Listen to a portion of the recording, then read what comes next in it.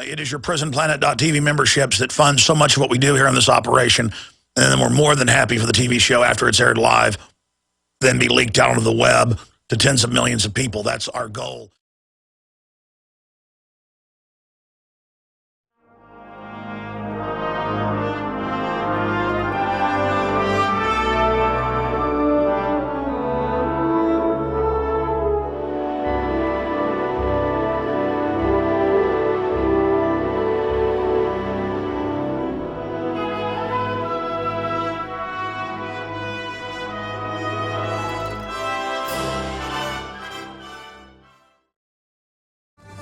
Ladies and gentlemen, get ready because, well, I'm wound up and there is a lot to cover, and it just continues to illustrate everything we've been talking about.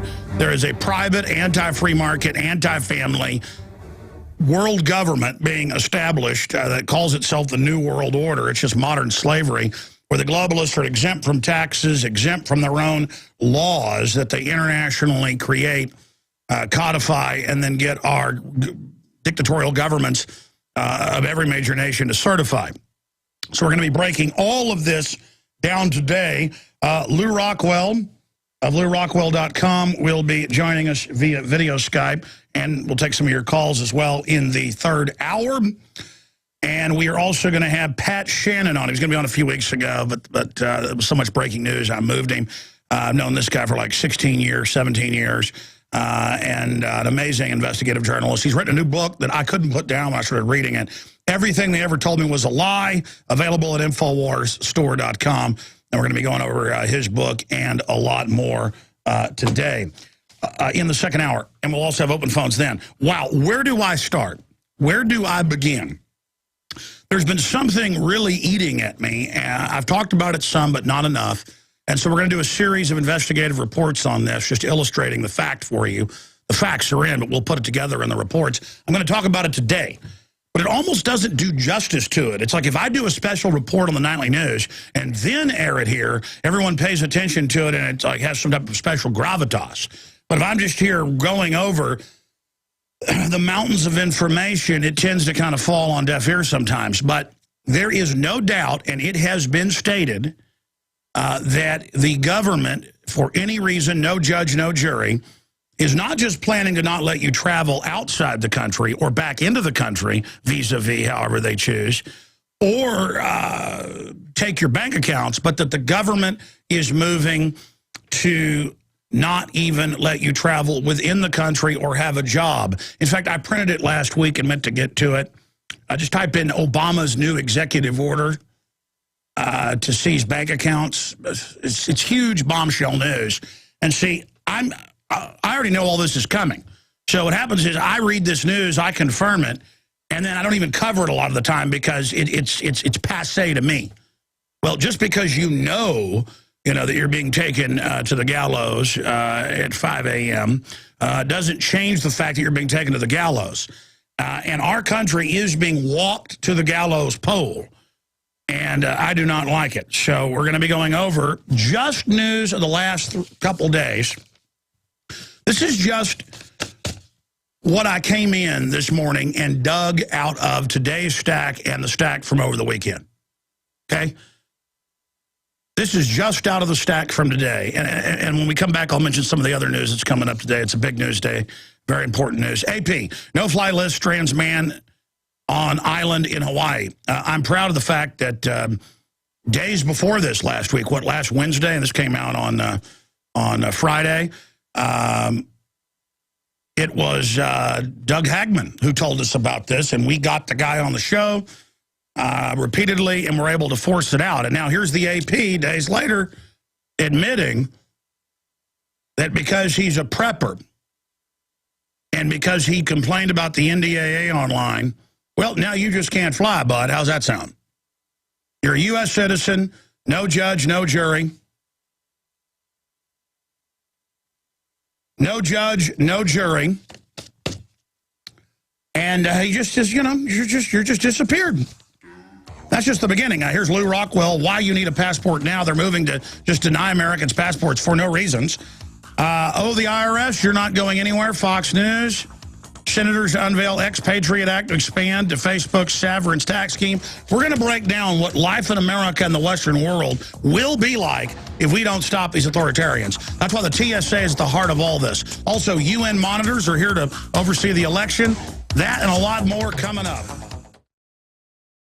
Ladies and gentlemen, it is Monday, the 22nd day of October, 2012.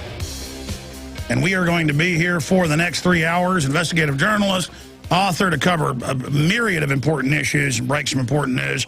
Will be joining us in the second hour. Then Lew Rockwell, Ron Paul's former chief of staff, to give us his take on the differences between Puppet A and Puppet B, Barack Obama, and, of course, Mitt Romney. And I've got a big stack of them here. Every scientific big poll, Gallup, you name it, has him now in a dead heat or 3 to 5 points ahead of Obama. And I went back and looked at it. I also found another article going over it from Gallup showing their polling over the last 2 weeks.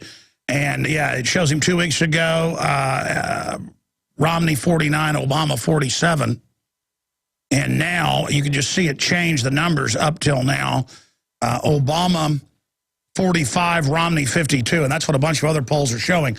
Now, listen, don't count your chickens before they're hatched if you like Romney, because there's something called electronic voting fraud that has been proven to really be bad in more than 10 states, and it varies county to county, but 10 states are really been certified to be full of fraud. Places like Ohio, Florida. Basically, anywhere that's been a swing state before, Iowa, in primaries, California. Do not hold your breath, ladies and gentlemen. And again, it'll just mean a different management team from the New World Order if Romney gets in. Christian Science Monitor has an analysis out today saying that Romney couldn't really have a tougher Iran policy with sanctions and covert operations than Obama would. And that's really true from my research. Kurt Nimmo, a day before that, an article out. Obama and Romney, war no matter who wins election. Well, yeah, people say, oh, Alex, where's this war? I don't know, Libya. I know they called it a peace action. Syria right now, blowing up missile factories, blowing up military police bases on a weekly basis, assassinations inside Iran. Our media bragging that there's covert war going on. I mean, that's war. You know, when you're blowing up military bases in Iran, that's called a war.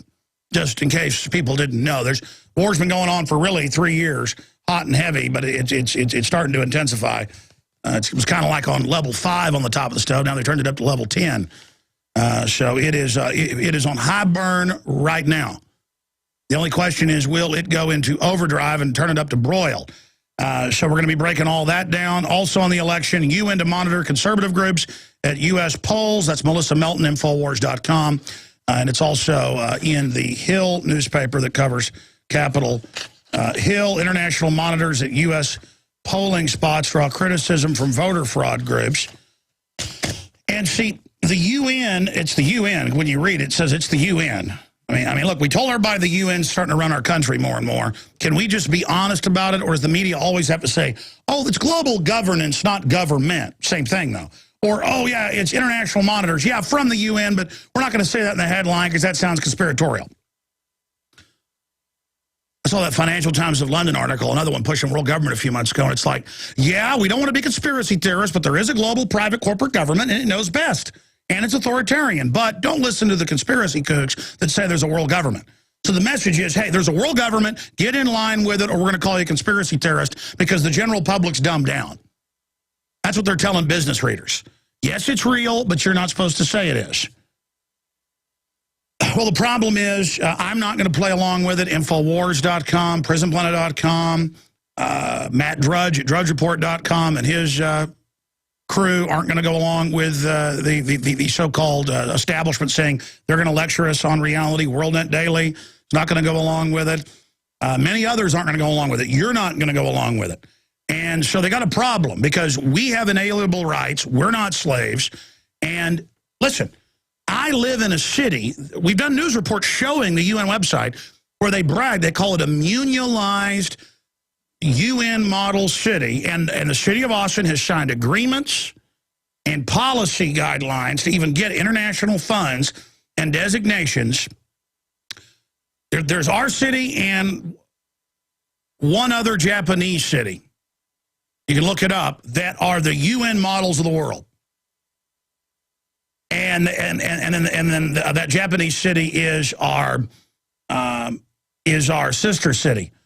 So again, you can go watch Aaron Dykes, Melissa Melton's reports. They followed like 3 of them in the last month. We should air those again. We did during the special 48-hour broadcast. But the point is that it even hit me yesterday driving along with my wife, and I just said, I've got to go on air and explain to people we're in occupied territory. And she goes, you've said that many times.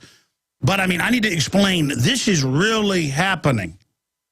This is really going on. I mean, I'm not just saying deep behind enemy lines in captured FEMA Region 6. I live more than anybody else in the United States under the United Nations. We're going to do more reports on that. And every small town around Austin is in the process of being taken over.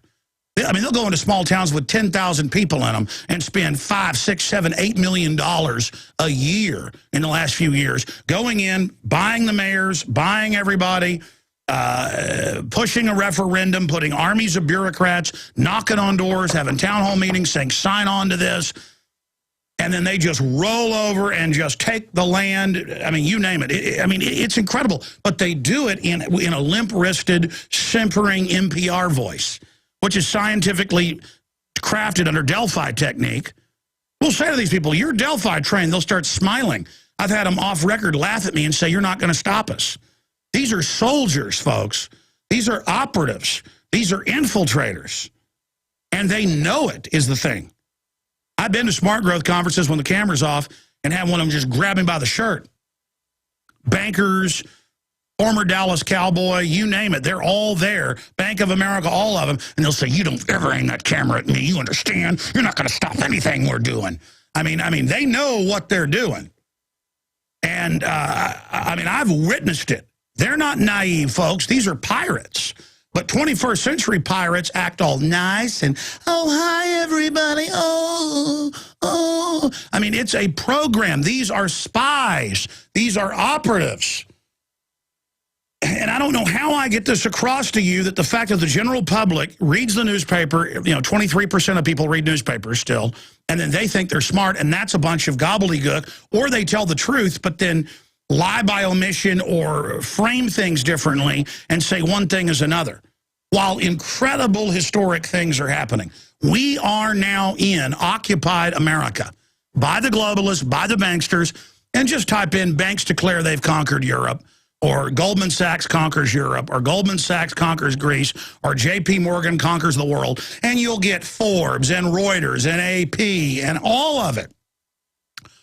And Davos, Switzerland, I mean, they announced 2 years ago, year and a half ago, the Davos before last, they said, we're going to have a world government with 100 trillion funding us of carbon taxes, and it will be funded into our systems. And even if the carbon taxes failed, we're going to have a new global currency. We're not going to get rid of the other currencies. We're just going to devalue them until you beg for the new strategic drawing right. Guys, just type in 100 trillion, Davos, 100 trillion needed for credit system. 100 trillion, 100 trillion. We're the mega bank of Europe. The ECB of Europe is the world government now. They, in their own words, Herman von Rompuy, all of them have bragged about it. He left as the head of the EU and went to be the head of that. They're all there in front of everyone announcing world government. And I'm sitting here going, they're announcing world government. There it is, London Telegraph. World needs 100 trillion more credit, says World Economic Forum. 63 trillion pounds given to them. And what's the date on that? I know it was 2011. It'll be right there. January 18, 2011. As I said, a little over a year and a half ago. And you can go, they got links to the video in there last time I read that article. I mean, this is not my opinion. By the way, I've been listening to syndicated and local talk radio a lot when I'm out jogging and things. I heard WOAI last Friday when I was taking a break jogging when I left here, the big talk station in San Antonio, one of the big ones. saying it's terrible that our government's backing al-Qaeda in Libya and Syria. And this morning I heard on News Radio 590 them admit and go, yo, it's true, our government runs al-Qaeda and it's terrible. So, look, we can get this info out there. I know it doesn't compute with the normal. It's like, well, the government runs al-Qaeda. Well, then why are they trying to take our liberties? Because it was always a bait and switch. It was always meant to be a bait and switch. And you've got to come to grips with it. I mean, I've been at these smart growth conferences and things, and I've had people come over who are in the city and literally look around when nobody's around while I'm by the water fountain and bump into me and say, I'm going to kill you. And you look at them and you're like, you're going to kill me? Yeah, I'm a Marine. I know how to kill you. Well, okay, go ahead and try. You better hope I don't see you coming, buddy.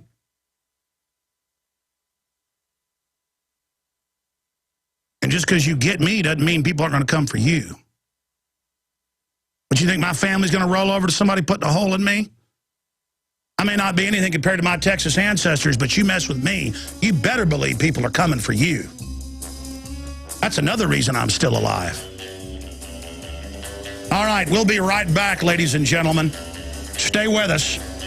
I'm going to get into the biggest news, and then I'm going to get into the economy, war. Yeah, I've got something to say about Lance Armstrong. I'm going to get into Russell Means dead.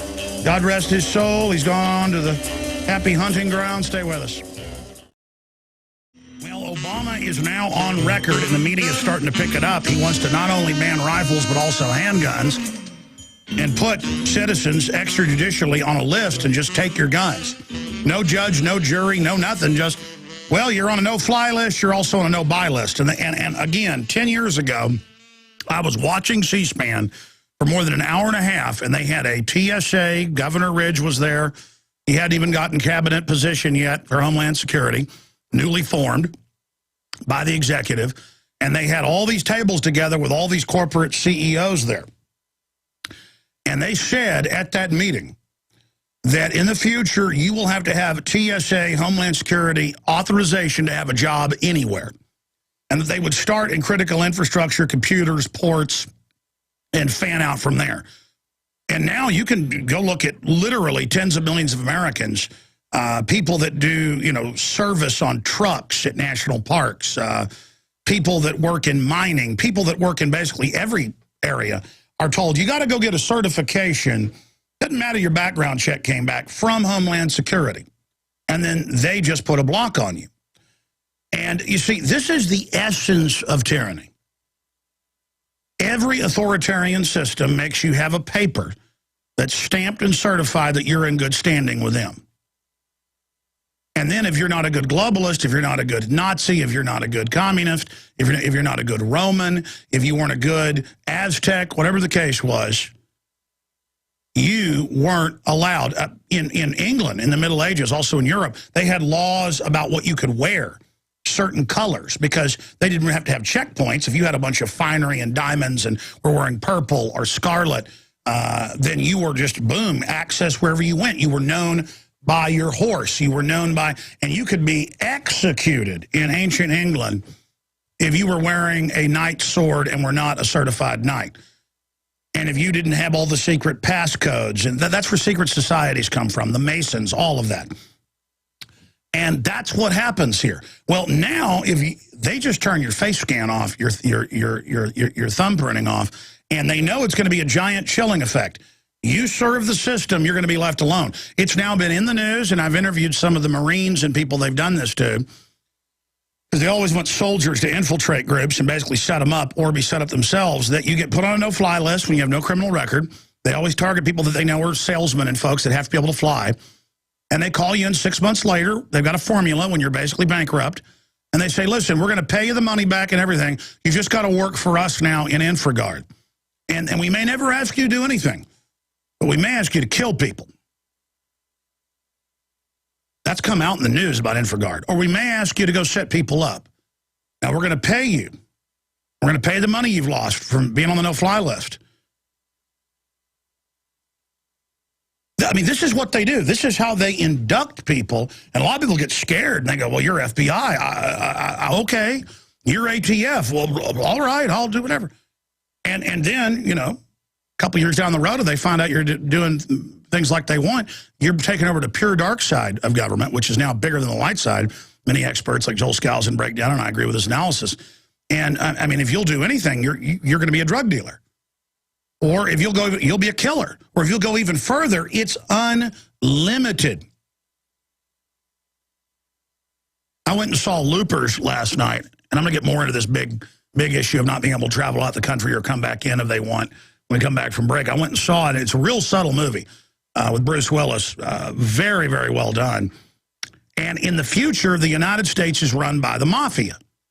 And subtly, it shows that the police, by the end, that the mafia is in a police station, and they've actually got cops in blue that you see at the end that are working for the mafia, and the police chief is the gangster mafia chief sent from the future, spoiler alert, obviously, living in a vault inside the building.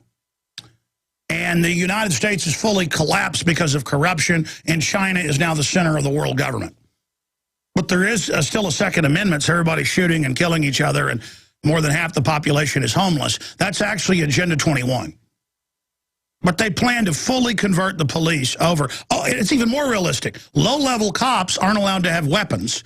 Then mid-level are allowed to have a single-shot shotgun, and the higher-ups have automatic weapons and everything else. That's actually State Department memorandum and common law, U.S. law 7277, State Department memorandum 7277, and UN treaty that we've covered here before. It says the general cops are going to be disarmed and just have tasers. I mean, that movie, that is predictive programming. Either they're pure New World Order, or it was there to condition us, or they were good guys that got this out. Of course, even if they're good guys, they were just allowed to put it out to still condition people. We'll be right back. Stay with us. Big news straight ahead. We are back live, ladies and gentlemen, and everyone ends up being taken to the gallows pole. Death is part of life, and it is what unifies us all, life and death. All of us will taste of death. Russell Means died over the weekend. American Indian activist, actor, dies at 72. He was supposed to die like a year ago of cancer, but beat it with natural means, then it came back metastasized. Russell Means never shunned attention, whether leading Native Americans and rallying against broken federal treaties, appearing in Hollywood blockbusters, or advocating sovereign American Indian nation with U.S. borders. The activist who helped lead the 1973 uprising at Wounded Knee reveled in the spotlight. I love how they, in this AP article, imply he was an attention whore. How about being in there for weeks in Wounded Knee when they were pouring tens of thousands of bullets into it? And again, I don't agree with some of the things that Russell Means promoted 20, 30 years ago, but more and more he was speaking out against the New World Order, against socialism, against collectivism. He understood it was eugenics-based. He said Obama was bad 4 years ago. He had a lot of courage. And we did a big hour-long plus mini-documentary with him that he said he thought the best, sit-down interview he ever did. He was very, very proud of it. It was called Welcome to the Reservation. It's free online. It's posted in high def at prisonplanet.tv. He is, now dead. So Russell Means, who gained international notoriety, is one of the leaders of the 71-day armed occupation of Wounded Knee in South Dakota in 1973, and continued to be an outspoken champion of American Indian rights. After launching a career in action, an actor in films and television in 1990, has died. He's also a great actor, great presence, and there's just a lot of haters and a lot of people that were jealous and envious of Russell Means. And the fact that he actually spoke his mind. And the left turned against him in the last 15 years because he began to understand that socialism and communism was a system of enslavement and eugenics to control people and destroy them. And he started speaking about that and exposing that. And so the left started attacking him as well as the fake right. Happy trails, buddy. There in the happy hunting ground. I guess we'll all end up there if we're lucky enough instead of the other place. So God bless you. And tonight on the Nightly News, we're going to air the originals, like over a year and a half old, Welcome to the Reservation after the news. But first, we'll air my last interview with him. What was that, about 6 months ago? It was about 6 months ago from the nightly news as well. That's tonight, 7 o'clock Central. The main news portion tonight will be David Knight, does a fabulous job, and then we'll air that. By the way, we said we were going to air some Bob Chapman during the 48-hour broadcast. Ever did that? I do in the future want to do a rebroadcast someday on a holiday or something with nothing but Bob Chapman and then me telling stories and leading in and out as a tribute. Because we need to not just forget people that have died, myself included. We're so busy with our own daily lives that interesting people that have contributed to humanity, even though with everything they said, they had courage, they had guts, and that was enough. We need to remember these people. Not just remember all the fake sports icons and things the globalists build up so they can tear them down. And I want to talk about how they can try to control heroes a little bit towards the end of the hour after I get into some more of the news. That is coming up. Okay, let me just give you some of the headlines before I get back into the domestic checkpoints that are not coming. They're already here. But what life will be like here in America. Let me just get into some of the other headlines here. Eugenics in education. Healthy boy banned from public school due to genetic makeup. And this has been covered by Fox News, you name it. 11-year-old California schoolboy named Coleman Chatham has been banished from his school and forced to transfer to another school because he carries the genetic mutation for cystic fibrosis. It's not communicable. It's not it's a genetic disorder. And it's not even manifesting, but they say you've got to go to our special school. And you notice the special schools are getting in some areas as big as the regular schools because they're the vaccines, the drugs, the chemicals, the bad diets. More and more of the kids are going to have problems. The school gets more money. So why do they even know his genetic makeup? Well, they take your blood at birth. People are going to get genetic testing now, you've noticed. And they'll say, oh, we have a genetic treatment for you. We can probably cure your cancer or whatever it is. But oh, yeah, they got a blood sample from you sometime in your life. This company patented your particular blood DNA. That's not a joke. Look that up. And sorry, the treatment's going to cost $1 million now. Well, it's going to cost $20,000. I mean, just type that in. Court rules that you don't own your DNA. Okay, they're just doing whatever they want. So there it is. What we're seeing here is the beginning of the application of eugenics in public schools. This is how it starts, banning little boys and girls because of bad gene sequence, even though they have absolutely no symptoms and are living in a state of perfect health. Well, what do they want to go to that school? Next, it progresses to racially genetic profiling with declaration that people have certain races are genetically inferior. That already happens in Endgame. We have in state board hearings in the legislature. They say, why do you drug 69% of kids? And they go, they have bad gene pools. No test is done. They're black. Just, you can't make this up. And therefore, unable to be taught in public schools will be told. And from there, as history has shown, it moves to the eugenics phase. That's right. Now they say they're going to drug all the kids. Total nightmare. And Mike Adams at naturalnews.com. It's also up at Infowars.com. Links through to Fox News, Daily Mail, HBO. Bill Maher saying just kill everybody. You know, he's pro-death. Yeah, very nice people. India may ban GMO crop field trials for 10 years.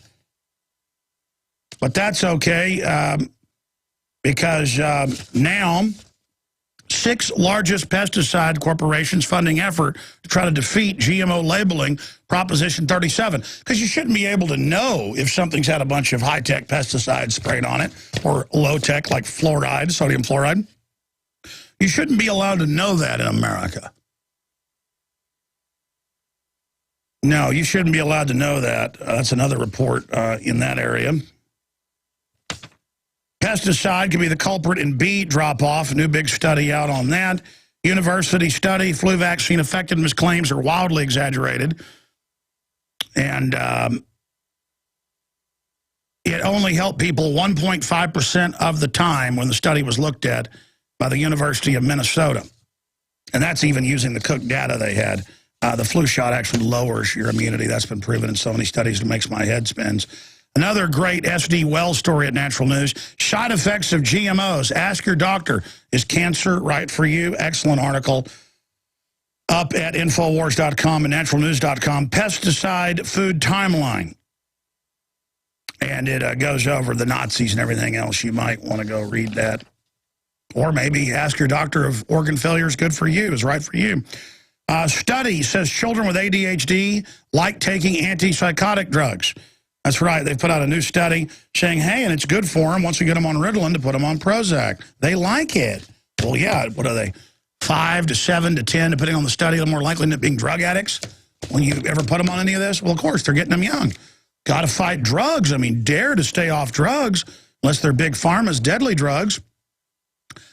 Also, a lot of reports out today pushing that there's going to be a cyber digital 9/11. Yep, just as soon as Cybersecurity Command is in place to take over, it will then launch the attack or launch the attack through puppets they covertly hire, who don't even know they've been hired, to later bust those puppets as a way to totally take over the web. And I'm now hearing radio ads about, under the new compliance rules, you must save all your email for years and have federally approved IT people. You could go to jail if you don't. Check this federal website to find out.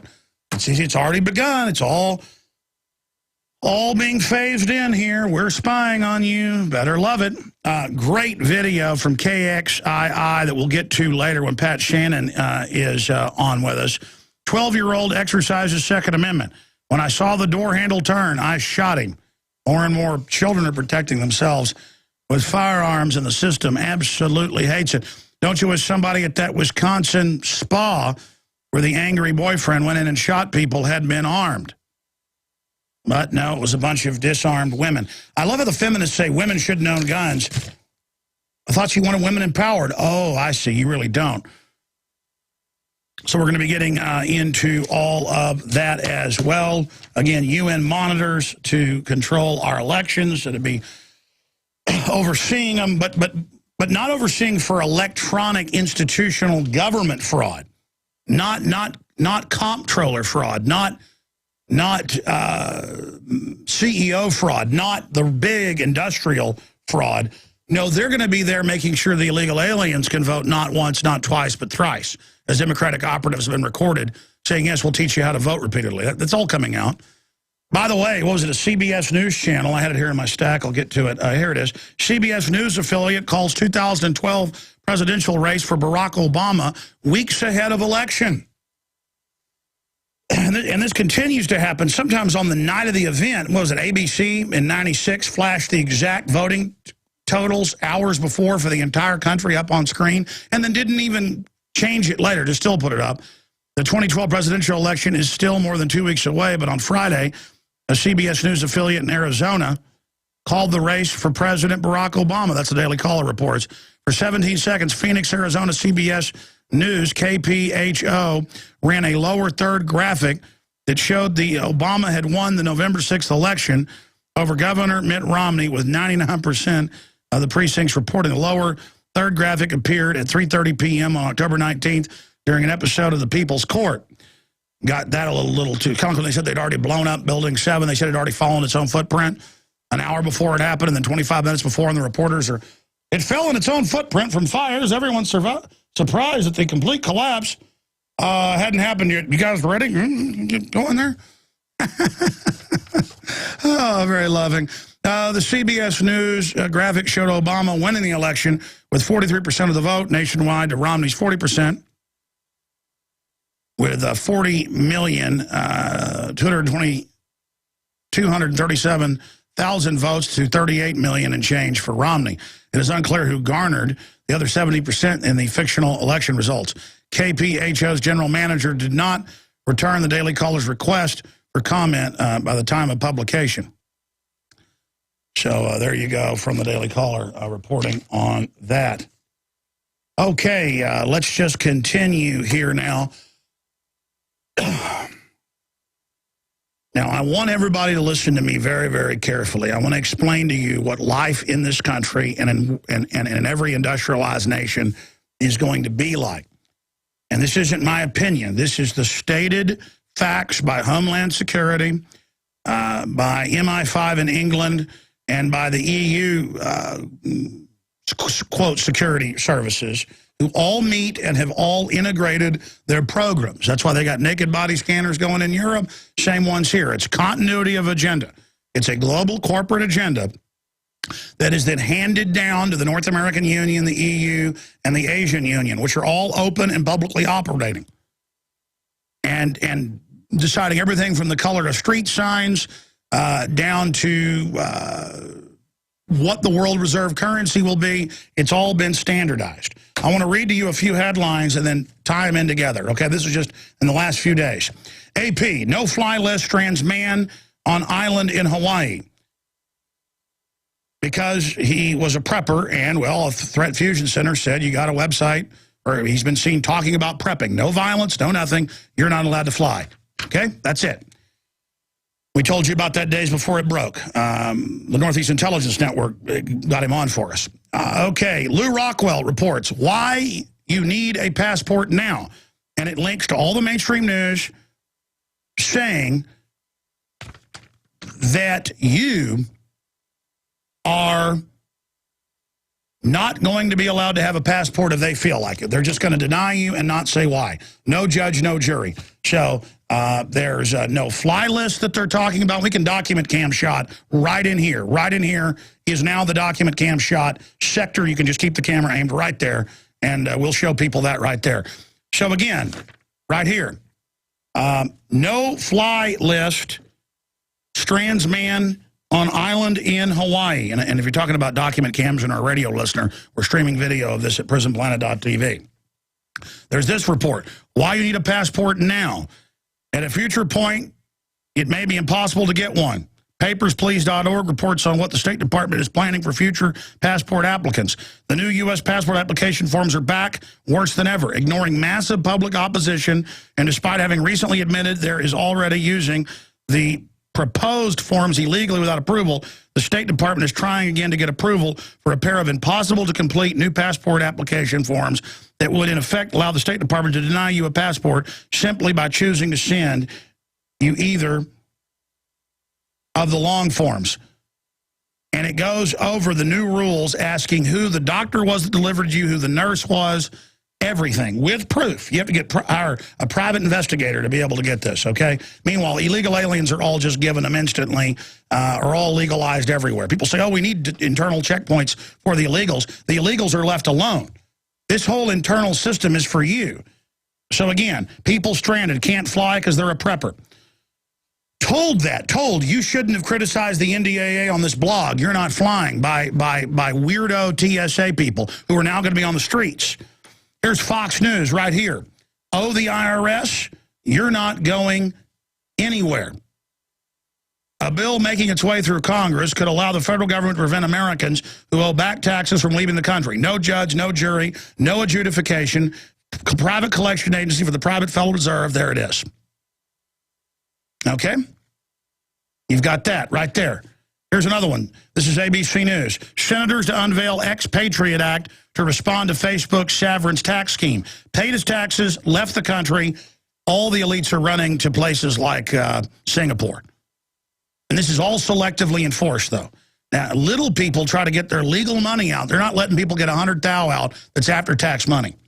And they say these are capital controls. This is what always happens. Nazi Germany, Soviet Russia, Maoist China, Fidel's Cuba, Hugo Chavez's Venezuela.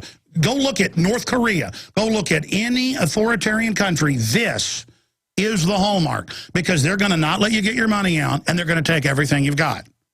And they mean business. And so what if hundreds of thousands of police die in a civil war? They call them cannon fodder. They call them dumb animals, as Henry Kissinger called them. And a lot of them will line up and die, taking you and your family to a FEMA camp because they like being called dumb animals. Now, let's continue here. Let's go right. But this is authoritarianism. This is Red Dawn takeover. We've been occupied. They're trying to mop up free speech right now and shut us down. You better recognize the attack. Okay? Continuing. I've got a bunch of other articles here in my stack dealing with all of this that we're going to be going over and how it ties in with the TSA straight ahead.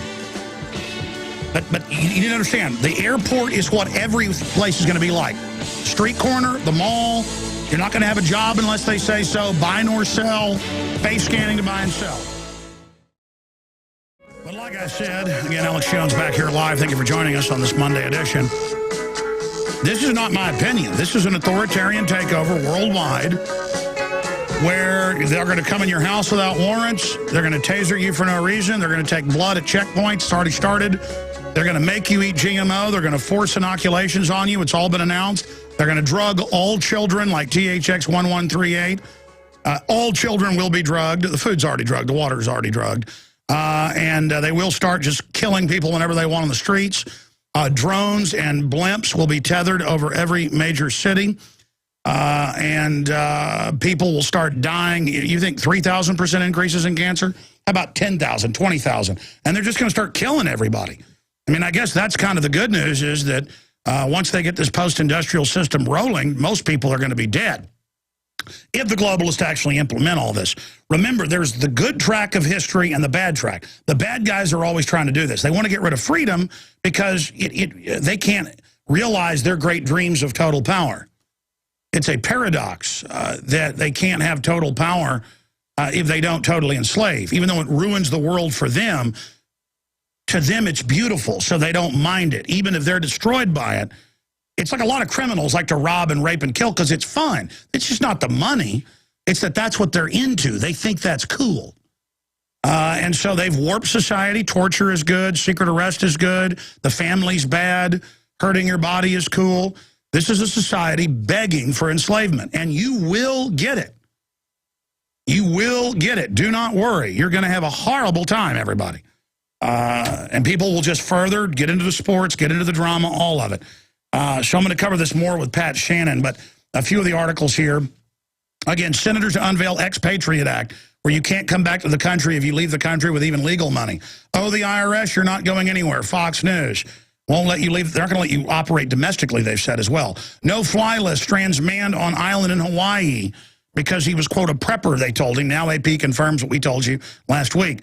Why you need a passport now? They're set to make you answer questions that are impossible to answer, and they say they'll just start denying them. We already have less passports in the U.S. than any other country in the world. Americans do. They want to keep that going on.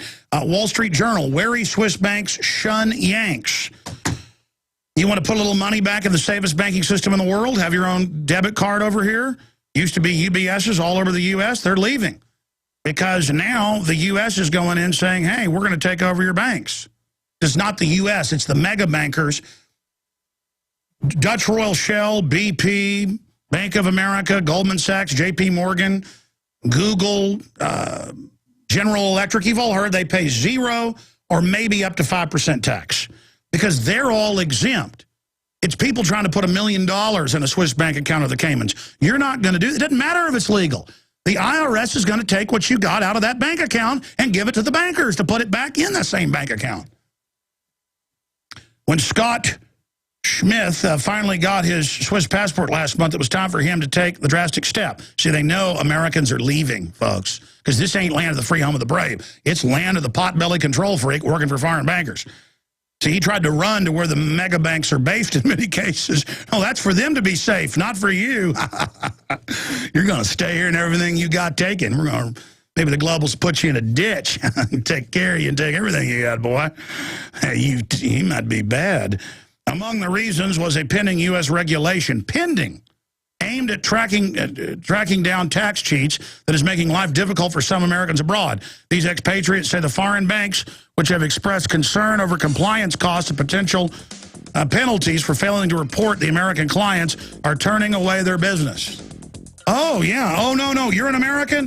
Your Fuhrer doesn't let you leave. No. The long arm of the New World Order. See, the globalists have captured America. Now they're using it to capture everybody else. And I got another big stack of news here on this show. That's the future. The TSA shooting you in the back of the head in the ditch and taking your wife and children away for re-education. That was not hyperbole if you just were listening in the last segment. That's what they're training the Explorer Scouts, the Yugen, the last 5-6 years. That's what they're training the police, the military, to lock down cities, go door to door, and face scan people off their driver's license photos and put people that don't submit to the system. If you're on a no-fly list for being a prepper, you're going to go to a forced labor camp. And that's what they've got in the civilian inmate labor camp program. Just type in civilian inmate labor camp program. It's the Army runs it. They've primed it with federal and state prisoners. They've got them all trained. You're going to go to a forced labor camp. Because, see, that's about the governing class and the bankers having real power. you're going to a forced labor camp. You know, George Soros helped hunt down his fellow Jews in Romania and identify them and take their money. And, you know, the globalists here today are saying we're going to have capital controls. I've seen people with a couple silver coins drug out of line, you know, on the airplane at the airport. This is the system. This is what they're doing. This is what they're pushing. And this is what they have planned. And they're setting it up where getting everybody used to the checkpoints, and you get there and they say, come in an interrogation room. And then, you know, mom and the kids or whatever are sitting over there on the bench. And they're like, okay, your husband's been taken in. He's being detained. And you're being sent somewhere for observation. So get on that truck. And if you and your kids cry, they're going to taser you and beat your brains out. That's what they signed up for. And you're gone, and your husband's taken off and shot in the back of the head. Or used for medical experiments or whatever the case is. I mean, Jack Bauer gets tough on terrorists. I mean, you know. The Army tortures people's kids in front of them in Abu Ghraib. That came out in the Army report. So that's all meant to come back here. And that's what the system just can't wait to do. So they're going to take your bank account. They're going to take your farm. They're going to take everything you got. And they're going to collapse society, and they're going to implement all this unless we stop them. You see, those of you that work for the system are hearing this, and you know you're training for all this. You know that people are being hired who absolutely love to hurt innocent people, and this is what they're going to do. And the founders gave us the Second Amendment as an emergency backup to protect ourselves. Now, there are a lot of police that realize we are in a tyranny, and they're waking up. But we talk a lot about the police because you're going to be commanded by the federal brown shirts that are going to consist of a TSA stew of malcontents, perverts, and basic robbers who are pleading guilty everywhere. Some of them up stealing $1 million a year out of your bags. Yeah, we got a bunch of footage of people in wheelchairs, and they say on tape, get up. Person goes, I'm a quadriplegic. You can totally tell these people, you know, have just, you know, no muscle structure. And they're like, I can't. I don't walk. I've got tubes in my neck. And they just go, okay, we're gonna beat your bed and, you know, break all your bones. You know, when you've been paralyzed from the neck down like that, or from the chest down in the case of the video we're showing, and people throw you on the ground, in that case, that guy broke a whole bunch of bones. And it's like, hey, you can't walk? You're paralyzed? Hey, how about this? Yeah! Down with freedom, down with honor, down with all protections of everybody's bank accounts and everybody's future and your children. Now the Constitution is burning up in front of us, and through the holes that have been burned, just soar in all the vicious criminals and control freaks that have just wreaked havoc. Their spirit has wreaked havoc across the ages, and now they're going to get to gut America and Europe, and they're going to take everything. They're going to take all your bank accounts, and they love it if you quit your job and just shut down good, starve to death. They'll use the hordes of starving people as the excuse to take everything. It's the great reorganization, the great Soviet culling, like the Ukrainians were called, the great orgy of blood and death and murder that Lenin loved so much. His own enforcers would come back, TSA types, and say, we've killed or imprisoned half the town. What do we do now? No one's resisting. Go ahead and kill the other groups. Murder. And they said, what do you want? And he said, I want more blood. Blood. Blood. Blood. Okay, we've got investigative journalist and author Pat Shannan joining us here in a moment. We're going to talk about his new book that we sell, by the way, that's amazing. Everything They Ever Told Me Was a Lie. Written and researched by Pat Shannan, available at InfoWarsStore.com. We're going to be going over his book, but also current events with Pat Shannan. PatShannan.net is his website. Going to him in a moment. But listen, I'm not joking about the government wanting to round people up and put us in FEMA camps. It's called the Emergency Centers Establishment Act. It's called the Civilian Inmate Labor Camp Program. And it's all these different executive orders about seizure of the population into work brigades. Just type in executive orders for forced labor, and you'll be at Library of Congress. And it's been reissued by every president in the last 30 years or so, so there'll be a bunch of different ones. But go pull them up. And all over the country now, they've got federally funded checkpoints where they even face scan you with the similar systems they had in Fallujah, and then drag you off. And in the future, it's going to be a no buy, no fly, no gun own, no work, no travel. They've said this. You're not going to have a job. You're not going to travel. You're not going to buy food. You notice all over they're putting signs up saying we don't accept large bills now. They're trying to tell me at stores they won't take 20s now. So they're just phasing it out. They're tearing up $100 bills at Walmart that are real. They're arresting people that have $100 bills. They're arresting people that have silver and show it to someone at the park.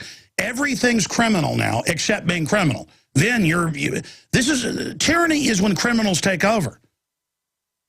And sure, society collapses. They don't care about that. So I want to get Pat Shannan's take on this, but here are some of these articles. Wall Street Journal reports legal families with post-tax money. People have post-tax money, and they are not allowed to leave with it out of the United States. They're not letting citizens leave to Costa Rica. They're not letting them leave to Switzerland, and that's in the Wall Street Journal. They say you can leave, your money stays here. And by the way, there's not even a law. They're just saying it. There's no law. The UN runs our country, but Obama says they do to Congress. There's no law saying he can shut down coal power plants. They just do it. It's called government does whatever it wants. Mitt Romney hardly pays any taxes. The big mega corporations themselves, on average, pay zero. Most of them pay nothing. What Google pays 3.4% a year. But the average American making over $100,000 a year pays almost 40% to the Federal Reserve. Then there's the dozens of other taxes. So here's that report. And we've got a video. Truck driver stands up to unconstitutional checkpoint. Americans are reasserting their Fourth Amendment. They now have Border Patrol checkpoints 100 miles in from any border or coastline. Well, most of the population lives on coastlines. And I've seen it. They let illegal aliens just drive through unfettered, give them bank accounts. They're all left alone. Homeland Security announced months ago, we already knew, they don't take in illegal aliens now. In fact, they hire them in Homeland Security to do contracts. And people comment in this video, they go, I thought you people want to stop the illegals. The checkpoints, as Ron Paul said, are for the American people. Okay? But the really scary thing is this Lew Rockwell story, why you need a passport now. And it goes over and has links to mainstream news where they now say they have the right, outside of law, it says there's no law, to just deny you a passport. And if you sue them, they give you a long form basically saying, who was your doctor? What was the nurse's name? And hundreds of questions no one can answer. And then they'll just say they're improper and refuse them. So this is the new system. And nothing to do with the illegals. They're just allowed in. They do a few arrests for public consumption. And again, no-fly list strands man on island in Hawaii. We had him on twice last week. Hawaii is a paradise for most visitors, but it was Wade Hicks Jr.'s prison for 5 days. And he only got out because of media attention here on the show. The 34-year-old Gulfport, Mississippi, was stranded in the islands this week after being told he was on the FBI's no-fly list during a layover for a military flight from California to Japan. The episode left Hicks scrambling to figure out how he'd get home from Hawaii without being able to fly. Then he was abruptly removed from the list Thursday with no explanation. Well, we had him and another fellow on, too. This happened to a lot of people. It has raised questions on how he landed on the list. Hicks said he was traveling to visit his wife, a U.S. Navy lieutenant who deployed to Japan. He hitched a ride to a military flight and is common for military dependents who were allowed to fly on scheduled routes when there is room. Hicks said that during the layover at the Pearl Harbor base, Immigration Customs Enforcement agent told him he was on a no-fly list, wouldn't be allowed to deplane. Of course, they don't want to tell you it was over the fact that he was told that he was a prepper and that they were reading. They go and look up now what you do on the internet. And they got records of you flying constantly, no criminal record. They don't care. They grab your laptops now and download them. Cops all over the country now grab your cell phone and download stuff without warrants. Courts say they can. Courts say they can taser you to make you answer questions in a hospital bed. They now throw people out of wheelchairs that are quadriplegics. And the courts say that's good. You should have minded the order. If you're having a convulsion, don't mind the order to stop having the convulsion. I'm not joking. They taser you. If the teacher uploads a picture of her breast in front of the class, they suspend the class. And they say, well, the rule says you can't see pornography. The teacher's fine. People are like, well, that makes no sense. It's meant to overturn reason. Why do they in the military give you sleep deprivation for 8 weeks and make you sing silly songs and do silly things? It's to see if you'll do what you're told. This is my rifle. This is my gun. This is for fighting. This is for fun. The Marines, at least back in the 60s, so I saw a documentary about Stanley Kubrick doing research, they made them march around grabbing their genitals. Why? Because you're going to do it, or I'm going to stomp your guts out. That's why. The editor of Breitbart says, I don't want to be taken behind closed doors. And they say, well, you are. And they drag her back there to grab her genitals. On video, you see the door close, and the TSA people are smiling. These are weirdos that like this. A normal person doesn't like to get in the face of somebody that deserves to be gotten in the face because it's embarrassing. It's weird when you're powerful to exercise power over people. But those that don't have power crave it. All right, continuing. It's time for us that are good to get angry and rout these people. Here's Fox News. Oh, the IRS, you're not going anywhere. We'll get Lew Rockwell on about 15 after. We're going to hold a Pat over about 10 minutes. I just had to cover this because it's so important. And it says, well, they couldn't get it passed in Congress, so now they're just saying you're going to be put on a no-fly list if the IRS says, one of their bureaucrats, that they think you may not have paid everything. That means if they send you a letter saying they believe you've underpaid the private Federal Reserve, that you're not going to fly. No judge, no jury, just like Rahm Emanuel said. You are on a no-fly list that they put you on extrajudicially. Over 2 million Americans on it. Senate report just came out and admitted it. Totally innocent. Not one terrorist caught because they run the terrorist. That was 2 weeks ago. Senate report. Confirming what we've been saying for years. Government admits they put out fake terror alerts. Governor Ridge admitted that. They're staging it all. They run al-Qaeda overseas. And they sit there and they say, you're not going to own a gun now. We're going to not just let you buy guns now. We're going to SWAT team you in the middle of the night, even though you have no criminal record, because we put you on the list at the Threat Fusion Center. And here comes the SWAT team rolling down your door, and oopsie, they're going to gun you down in the future.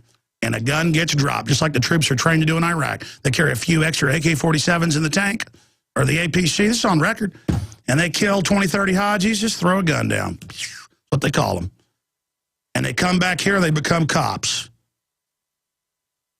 And they kill their wives and kids. It's not even a big deal now. It's just like, oh, yeah, that's just what happens. This is the new system. But then the rest of the veterans who held it together and were moral, well, you're all going to lose your rights, too, unless you join the New World Order. Then you can keep your guns. This is the hell system. And I've studied Nazi Germany, Soviet Russia, and every other tyranny. The old Roman system, when it started collapsing, wouldn't let Romans get out with their money. These are called capital controls, and they're coming. Legal. I remember talking to some members of John Wayne's family. John Wayne used to love to go camp and stay out in the county right next to Hayes County. I won't even say where. In that whole area out there. And they had some family property and some houses on some creeks. And I had a chance to talk to some of John Wayne's family, direct, child. And they said, this was like 4 years ago, they go, you got about 2 years to get out of the country if you've got any money. And I'm like, well, I don't really have that problem then. And they said, because they're not going to let you get out. And I said, well, how do you know that? And they said, we've been told by billionaires and others. And then I went and looked it up. Well, it's here now. You got $1 million that's yours. You aren't leaving with it. You're not going anywhere, scum. You're staying here. You understand, filth? That's what they're telling you. Wall Street Journal today. You want to get out of this country where they torture and secretly arrest everybody and run al-Qaeda? See, that's the thing. You're not going to run from this new world order, ladies and gentlemen. You got to stand and fight it. But these are tyrants. Pat Shannan, we're about to go to break, but just briefly, I'll introduce you after the break. You've been talking about this forever, but what do you make of what I'm breaking down? Well, I just called on the bank, see if I had a balance there, Alex. No, but I mean, you've studied history. Is this not what all authoritarian regimes do? Oh, yeah. I would hope to think that it's still some ways off, but we know the FEMA camps are going on. We know the troops are gathering around the border. So, yeah, who's to say you're wrong? I mean, we just can't know how imminent it is. Well, I don't think it's going to even be imminent. It's just going to be slow motion. Where'd Bob go? Oh, he got taken away for questioning terrorist, and you better not question or you're going to be a terrorist. They're already getting it where they're saying we're not going to work or have a job unless they say it's okay. Yeah, well, you can't even, almost anything is an excuse to put one in jail today. Almost any minor offense. And that's not even an offense in many cases. And, of course, the FBI is great at creating crimes. We just saw another one last week in New York at the Fed building. Let's talk about that when we come back. Pat Shannan is an investigative journalist covering false flag events ranging from assassination of Lincoln to events of September 11th. He's the author of several books. The newest, available at Infowars.com. Everything they ever told me was a lie. By the way, the money bomb, huge success. We're going to be able to get the satellite uplinks and file sharing software. You're going to start seeing the show pop up on more and more cable and TV systems worldwide. Thanks to everybody supporting us. We raised right up close to $500,000, which is the most we've ever raised. Thank you so much. God bless you, Info Warriors. The once-a-year event's been a big success. We have a diabolical government. Pat Shannan, you've been fighting the globalists for, I don't know, more than 2 decades. I remember when I was first getting woken up, I was reading stuff you were writing in Media Bypass and other places. But now so much of it's come true. You know, back then they said it was a terrorism, basically, if you said there was a world government that was going to be set up by banks. Now it's like you're a terrorist if you don't love the world government being set up by banks. Pat Shannan, on your radar screen, what is front and center? There's so much to talk about. I mean, I guess the Federal Reserve, they're victims now. I predicted they would foil false flags against it, and as usual, it's coming out that it's Patsyville. Well, yeah, well, the incident last week was so obvious, and especially when the FBI had such a reputation for this. You know, in fact, it was one of their federal government antics that brought you and me together the first time with the Oklahoma City bombing back in '95. That's right. But what happened last week? Judge Napolitano, I don't know if you caught it, but he said that's the 18th time, the 18th time since 2001, 911, that this has happened. And now those are just the ones that were exposed, my friend. I mean, you know they're staging stuff when even the New York Times and Washington Post admit it. Break down how they set up these useful idiots. Well, I think mentioning the New York Times back in '93, I think it's October 27th or 8th issue, they actually tell the whole story about the alleged terrorist, Salem was his last name, spelled like Salem, and how he actually stung the FBI when he offered to bring them some white powder that was, subtle, non-explosive. And they said they insisted, and he taped them on the telephone. They insisted that no, he used the real explosives. So he did a reverse sting on the FBI, and it really was laughable to those of us who were tuned in. Yeah, he was the handler of the low-grade morons they chose. They made him cook the bomb, train the driver, use real detonators. He figured out, because he'd worked for the CIA, that they were setting him up, so he recorded them. And then did a press conference the day after the attack saying, look, I'm not involved. So instead of them being able to set him up as the mastermind, they had to pay him off. Correct. And with egg all over their faces. But they just do it over and over again. It turns out they got this guy into the country again and insisted he get a visa. But meanwhile, if you're a constitutionalist, they're putting you on a no-fly list. Yeah, that is...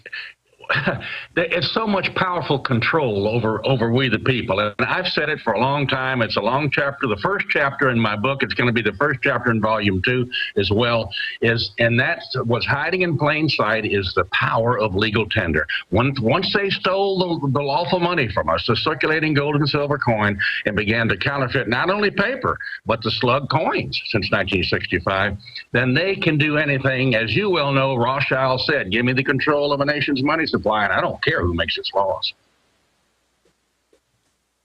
You're right. This is a short segment. A long segment's coming up. I don't do pre-interviews normally.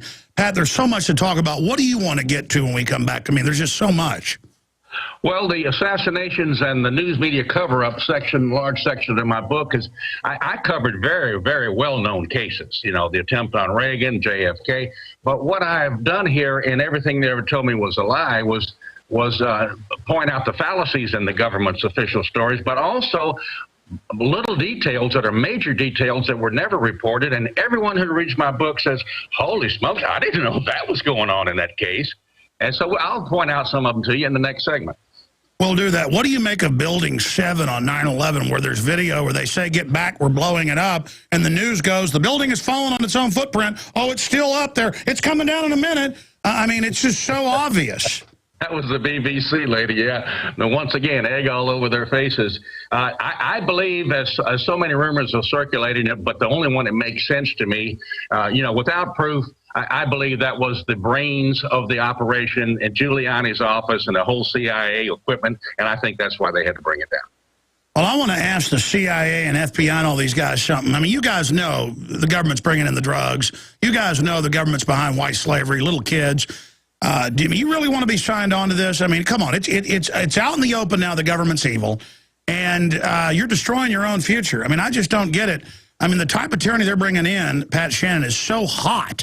This is not just some corruption they're going to get away with. This thing is all or nothing. Once again, the power of legal tender. You see those guys that got six-figure incomes now, Alex, plus great retirements. That's an easy way to sway a guy to not so much come out and blatantly lie, but just tell little white lies and ignore the real facts. So they got the guys wearing white hats that just go along with the evil with brigades of black hat operatives within every agency. Yeah, and you know what? The right hand doesn't know what the left hand's doing. I discovered that in the Oklahoma City bombing. Yeah, stay there. Exactly. That's why we found out the feds did it. We'll be right back.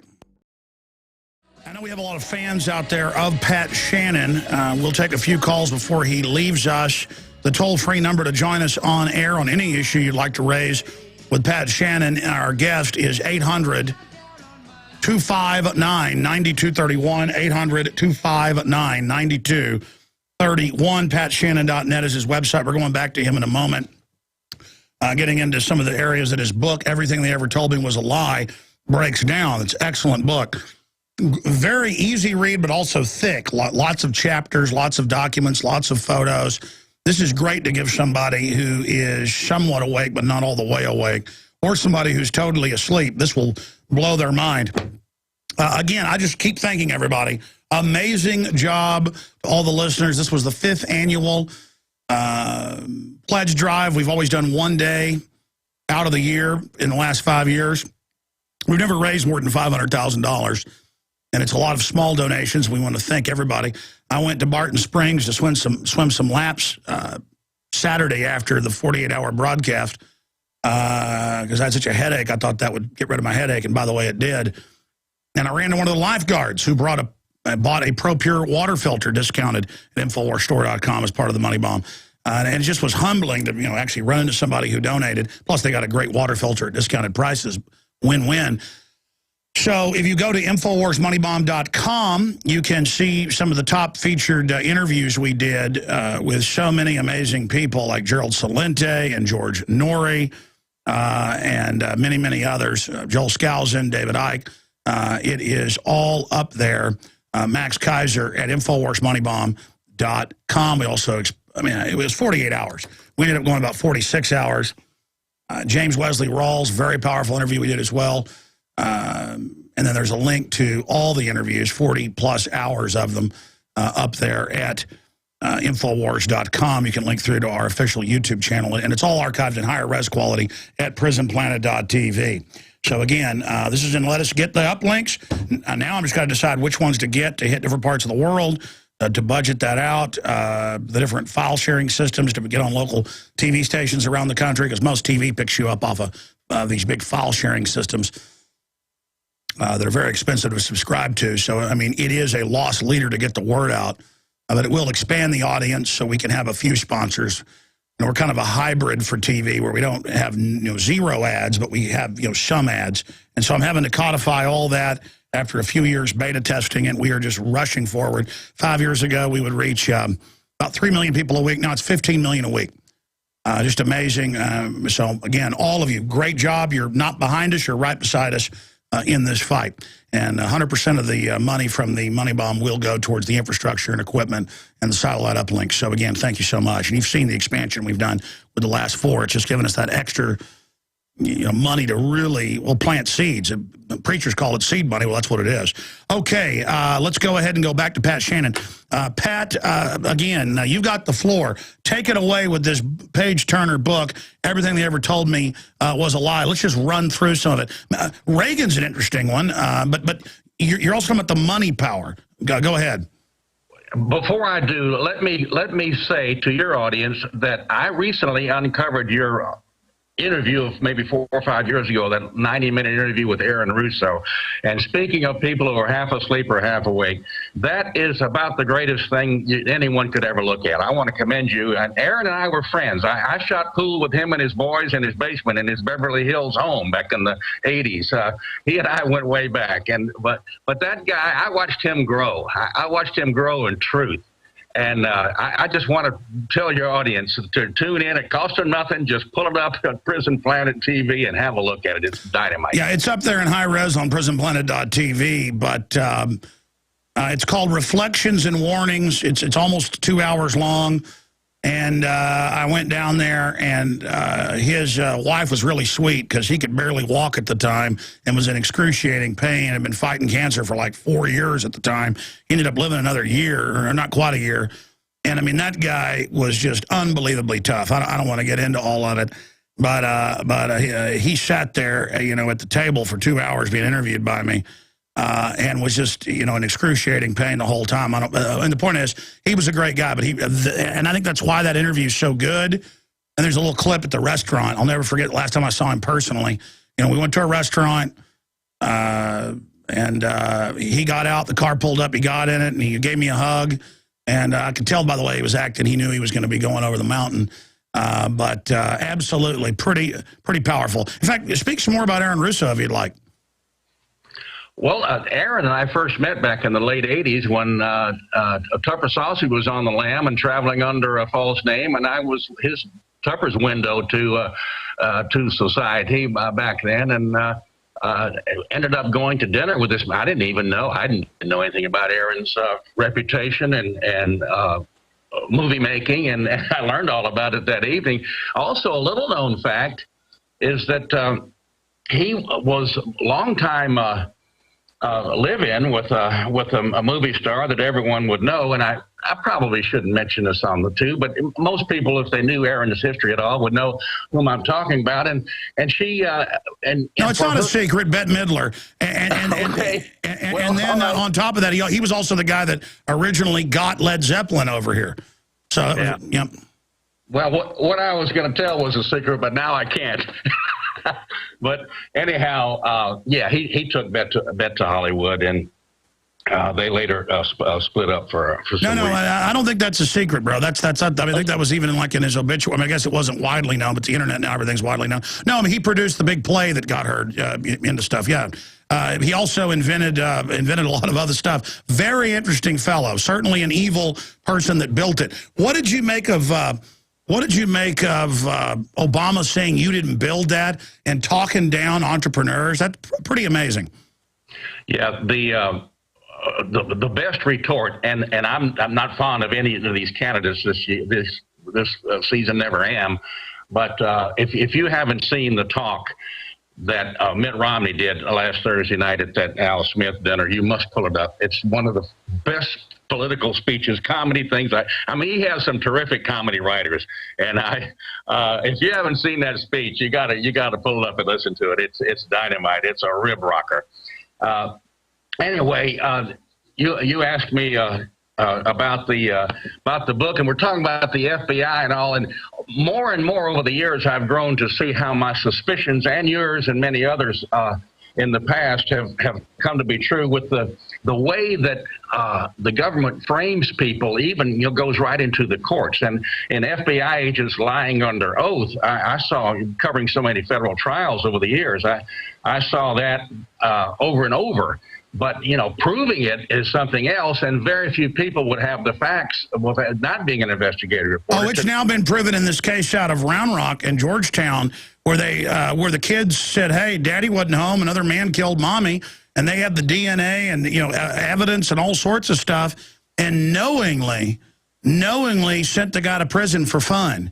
And I mean, and you read about stuff like that. It'd be one thing to set up a 5-time ex-con or something. That'd be immoral and wrong. But when they send innocent family men, business owners with no criminal record to jail and know they're innocent, I mean, it's just it's downright evil. It is, and in the section on who killed Robert Kennedy in my book, I point that out that Herbert McDonald was a director of a laboratory of forensic science, and he was quoted saying that the revolver taken from Sirhan, considering all the physical factors, could not have been the one that fired the projectile removed from Bobby Kennedy. Well, we come on down to the trial, Alex, and here they have their high-ranking criminologist. This is, by the way, on page 224, sits on the witness stand and under oath says that the serial number of the .22 revolver that killed Kennedy was H18602. And yet the recorded number of the weapon carried by Sirhan was H53725. And I asked 4 separate criminal attorneys, defense attorneys. I said, is there any way that could have gotten by a defense counsel? He said, no way. All of them said to a degree, no way. We would have had the numbers in front of us on the table, and it was just a phony charade. And so what I'm saying, Alex, is this high-powered attorney, Grant Cooper in California at the time, had to have been paid off to lose the case. And even Sirhan tried to fire him, and then the judge wouldn't let him. So the whole thing was controlled from the beginning. You're right, and that case I mentioned earlier was the Michael Morton case where, again, they were just all in on sending the innocent guy to jail, and over the decades knew it, and just reportedly didn't even care. Former prosecutor Ken Anderson faces charges.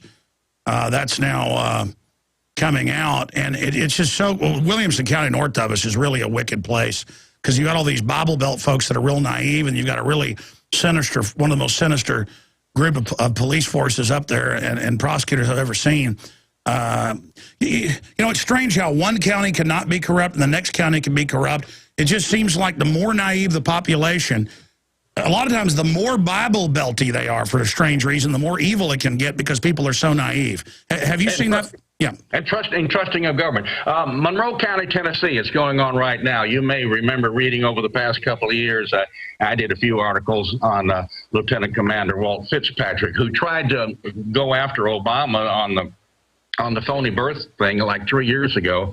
One thing led to another. He discovered all kinds of grand jury discrepancies. The foreman of the grand jury had been sitting there for over 20 years, and yet the Tennessee law says they can't sit more than 1 year.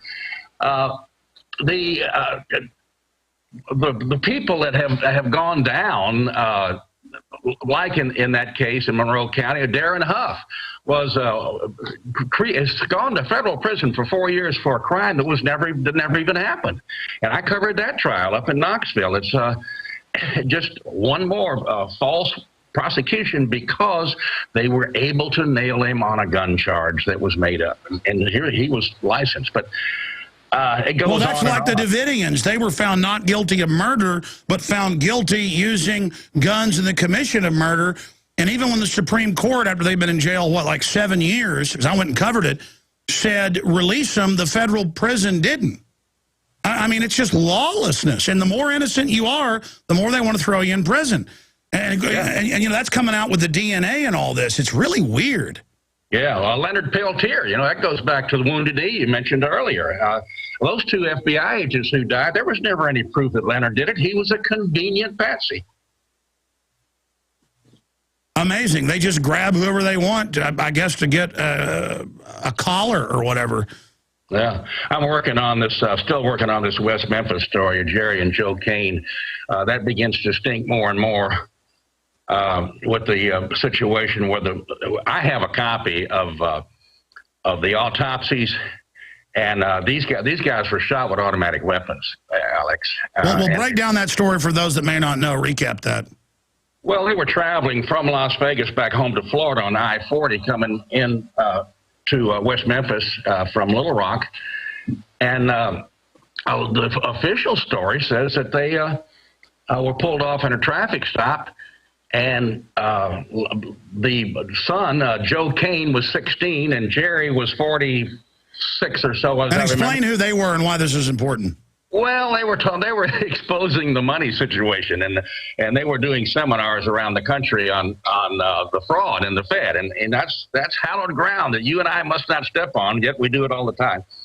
And so Jerry Kane, the father, was driving and allegedly was pulled over on a traffic stop. However, when the son jumps out and they show a video, but not till 48 days later, of the son doing shooting and killing his cops, he's got AR-15 or AK-47, but it's semi-automatic. And so that's my point here. And then I'm imagining if you had killed a couple of cops, would you hang around a town like West Memphis, Arkansas, for the next 90 minutes? I wouldn't. And yet, one exit down, 90 minutes later, Jerry and Joe Kane were surrounded and shot up and killed in a Walmart parking lot. Only one exit from this other one, where the cops were killed. Anyway, it's far too difficult and complex to go in on this short time we have left. But what it boils down to is those men were killed with automatic weapons. And I don't know who did it, but the angle, the ballistics, everything showed it could not have been Joe Kane from the video that they trumped up and showed us some 48 days later. So, but once again, these are the sorts of things. That story, by the way, will be in volume 2 of Everything They Ever Told Me Was a Lie. Let's look at Oklahoma City. They're now talking about domestic groups are going to strike. Homeland Security is not for al-Qaeda. It's for the American people. We knew that was always where this was headed. I mean, Oklahoma City, in the 2 minutes we've got before we go to break, what do listeners need to know about that event? Well, most people don't remember the basics because, once again, we're talking about 17 years ago. But the basics were, as General Parton, and I always said if the FBI and the courts really wanted the truth on what had happened at Oklahoma City with the blast, and they would have called General Parton to the stand, who showed that the charges were inside the building. He showed which columns they were at, and he first spotted this sitting in his home in Virginia, looking at nothing more than Time and Newsweek magazines, looking at the pictures, and he tells his wife, "Baloney, this no truck bomb did this."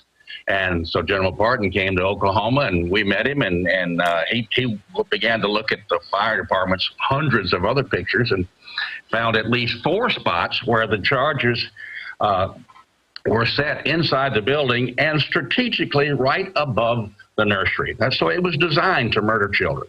And because they found out that what they had pulled in New York back in 93 just did not seem to strum the heartstrings of America the way they wanted to. So they had to kill some innocent children. And this is the hardest thing, as you mentioned, for Christian America to understand and believe that what these dogs will stoop to. But we know the government admits to tens of thousands of people exposed to sarin nerve gas, radiation, you name it.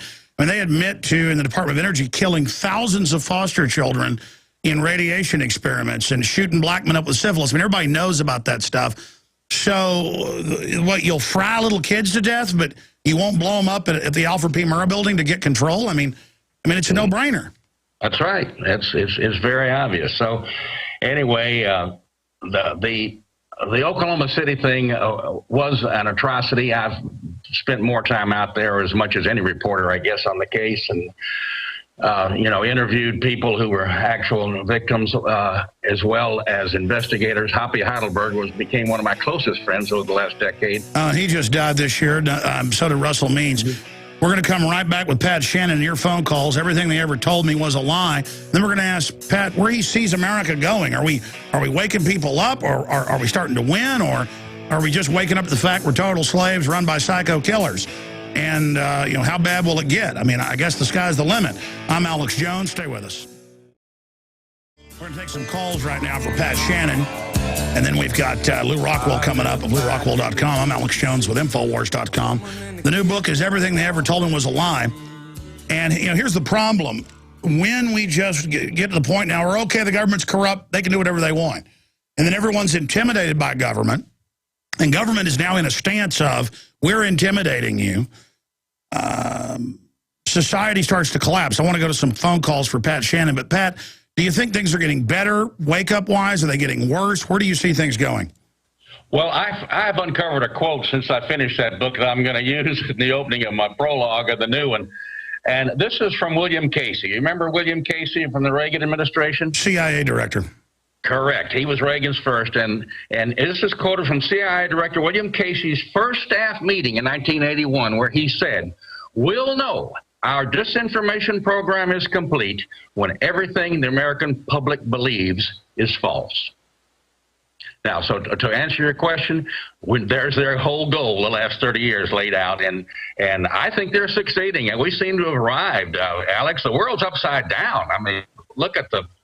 Well, and they say we've got to take your rights because of al-Qaeda. Well, they publicly fund al-Qaeda overseas, and they have crazy weirdos who take an 8-hour class who grab our wives and drag them away to private rape rooms, and the Army new manual says re-education camps. They don't even use a term like, you know, centers to inform and change radicalization or something.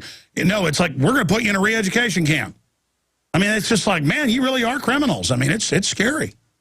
Yeah, the lobbyists that have, you know, are the foreign interlopers in destroying our republic. Look at the AMA doctors and Medicare and Big Pharma. They've destroyed medicine. Well, look at the UN is going to be here overseeing the election, but not the electronic voting machines. They're going to be there to make sure there can be low-level election fraud and you know, retail vote stealing. Yeah, I've been screaming about electronic vote fraud since '07, and still most people on the street don't even know what goes on. Well, you and I watched what happened in the primaries, how they shut out Ron Paul with the electronic vote. Here he's drawing thousands to where Romney's drawing hundreds in his crowds, and we don't even know it. Unbelievable. Pat Shannon's our guest. Chris in Kentucky, you're on the air with Pat Shannan. Yes, Alex, thanks for taking my call. Just on the Oklahoma City issue, I want to get the Noble Lie DVD. For those who don't know about Oklahoma City or were not old enough, it's very important to see that, because I didn't realize that. Hey, Chris, you've been calling for like 10 years. You haven't gotten through in a long time. No, I haven't. This is the first time I've gotten through since a long time. Yeah, I've been working a lot, slaving for the New World Order. What do you expect? Well, you better not try to take your after-tax money to Switzerland or anywhere else. This isn't America, boy. No, it's freedom. It's great for America to be this way. It's just fantastic. Oh, by the way, here we had a news item here. They're going to get these new federally funded patrol boats on the Ohio River for the next events of the Kentucky Derby. Oh, yeah. They're even going to put them in lakes now with machine guns. Just big armored patrol boats harassing you and your family. And you know somebody isn't going to comply. They're going to have to open up with them and kill the whole family, but that's good. Again, they got to teach us they're the military, we're the enemy. Military kills people, breaks things. We're now occupied, we're the enemy, they're the big men. Exactly, and the TSA machines may go into the Kentucky Derby, Churchill Downs. Well, that's coming. I know it's coming. All this security, improved security they talk about it year after year. This is what it is. This is what's coming down. Well, I've seen the Army with sidearms running around arresting people at Kentucky Derby. But that, I mean, North Korea's got troops on the streets. I mean, North Korea is the example of freedom. And if you're not for North Korea, you're not pro-America. But we should replace our flag, Pat Shannon, with the North Korean flag. What do you think? Well, I figure they're flying the flag of the insurrectionists anyway. I live in the Deep South, brother. You're so evil. We'll be right back with more calls. Pat Shannon's our guest. We need to get him on more often. Lew Rockwell coming up. Let's continue with calls here. Bill in California, you're on the air with Pat Shannon. Go ahead. Alex, God bless you. God bless you, sir. What's on your mind? Hey, Pat. You remember Don Harkin? Don Harkin, yeah. I do. I remember the name. Where is he from, California? No, he's up in Idaho with the Idaho Observer with Ingrid. Oh, you remember? Sure.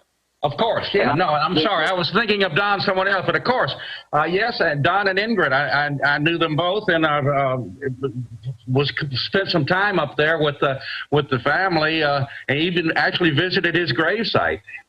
Right. And I called up there that day, and Ingrid was telling you about a guy that did something like, how y'all doing, Pat? Remember me?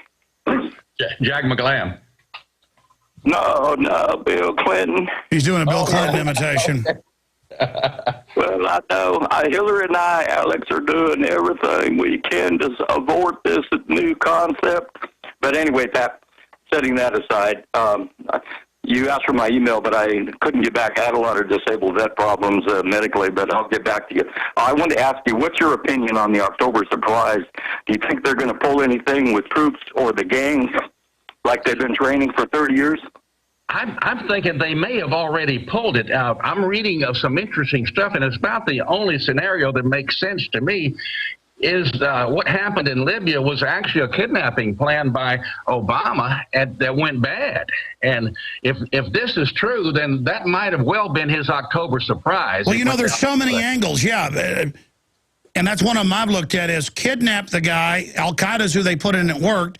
People ended up fighting back too much. They get killed. So that's why they were dragging him around. And then they were going to have like a hostage crisis like in 1979, 1980. But then Obama would have had them give him back. And he could say, see, I did a good job. Yeah, I'd have been the hero. What about all this talk there could be riots if Obama doesn't win? Well, I think that they would be quelled quickly in that the most of those doing that would, of course, would be the black regiments around the country, and they just don't have the firepower, I think, to go very far with very many riots. Oh, sure, we would see some buildings burned down, but I don't think there would be a mass war. Race war. Let's go ahead and take another call from Vince in California. Go ahead, Vince. Hey, good morning, you guys. Alex, love your show. Been listening for 5 years. And Pat, I've been reading your stuff for longer than that. Love you guys. Thank you, sir. Hey, I got 2 quick points that kind of tie together. One, Alex, you've had Al Adask on your show many times, and he's got a colleague named Roger Sayles, S-A-Y-L-E-S, who talks about the way the feds get us under their jurisdiction is we volunteer for it by saying we're United States citizens. And you don't have to be. Listen, I know about all that stuff. Here's the deal. The globalists do whatever they want. They're lawless criminals. It's true when you contract with them, it ropes you more and more in. It's good to get out of the system as much as you can. But I'm telling you, they don't even follow the Bill of Rights and Constitution. They have the NSA illegally spying on us. And so all this patriot mythology stuff, and I'm not saying he's doing that, but so much of it leads to a dead end. That's why I don't promote it. Let me get a quick take here from Pat Shannan on that. Oh, I have to agree. Regardless of how many of these things are lawfully correct, when you're up against a tyrannical government, it makes no difference. Yeah, I mean, that's the deal, folks. They go and for a year and a half try to get Amish to sell the neighbor milk, and they do an undercover sting to act like it's illegal when it's not even illegal, to trick the jury into convicting him for another statute. And the feds knew it wasn't illegal. I mean, these are people that love to hurt good people.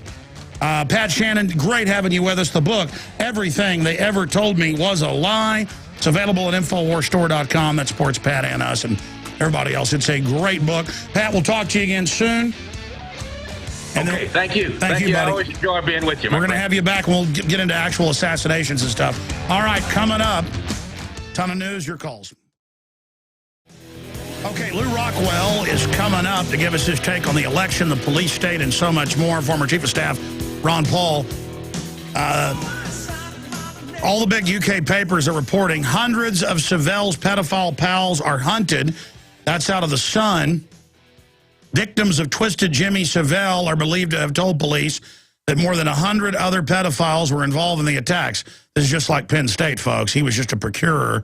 This is a guy that hangs out with the royal family. Cops investigating the disgraced BBC DJ and TV presenter have understood to have been given names and descriptions of the men.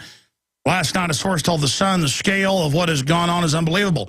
It must be more likely that among these names will be some very well-known people indeed. This is all coming out now because they're trying to bring it into the Euro, so they're getting ready to blow out all their networks. More than 200 people now say they were molested by Savelle and his cronies. Met Commander Peter Spindler, heading an investigation, which has more than 400 separate lines of inquiry, said the public's response has been astounding. Last night he said, "We don't want to get into numbers game, but the vast majority of the allegations," we had a reporter on last week about this is what he said it'd be huge, related to Savelle and a bunch of other big, high-powered people. Rumors about Jimmy Savelle circulated among broadcasters for years.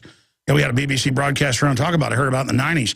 But were thought too dark to be true. TV's Amanon Holmes said yesterday.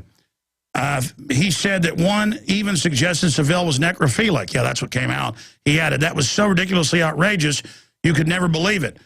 The father of four added, you could look at Jimmy Savile as eccentric. You could look upon him as something out of a horror movie.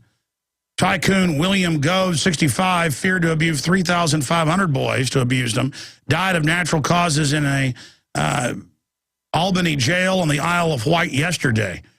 And folks, if you look at photos of Jimmy Savile, he looks just as demonic and textbook crazy pervert type as Sandusky looked. I mean, and again, it's networks of these people that use government and use media as their power networks. And it shows how power corrupts and absolute power corrupts absolutely. Okay, now, continuing here, ladies and gentlemen, with some of the economic news, then we're going to go to our guest.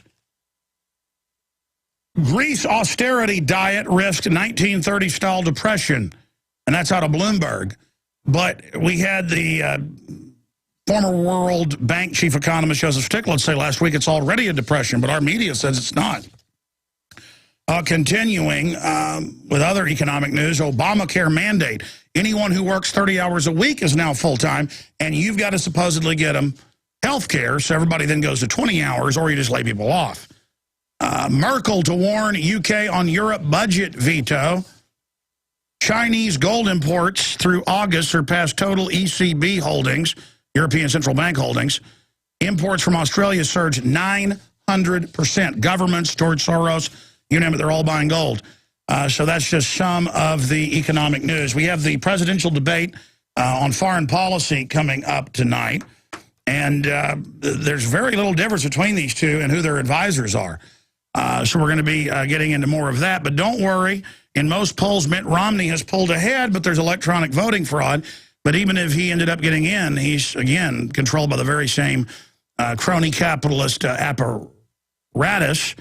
And, of course, The Hill also reports the UN to monitor U.S. elections, but not for electronic voting fraud, the big kahuna, but for retail-type stuff, if people try to stop the grassroots fraud. Of course, Lew Rockwell, head of the Von Mises Institute, and he is also former chief of staff for Ron Paul, LewRockwell.com, syndicated columnist. He can speak to all of these things. I want to cover a laundry list with Lew Rockwell, who was kind enough to come on with us today.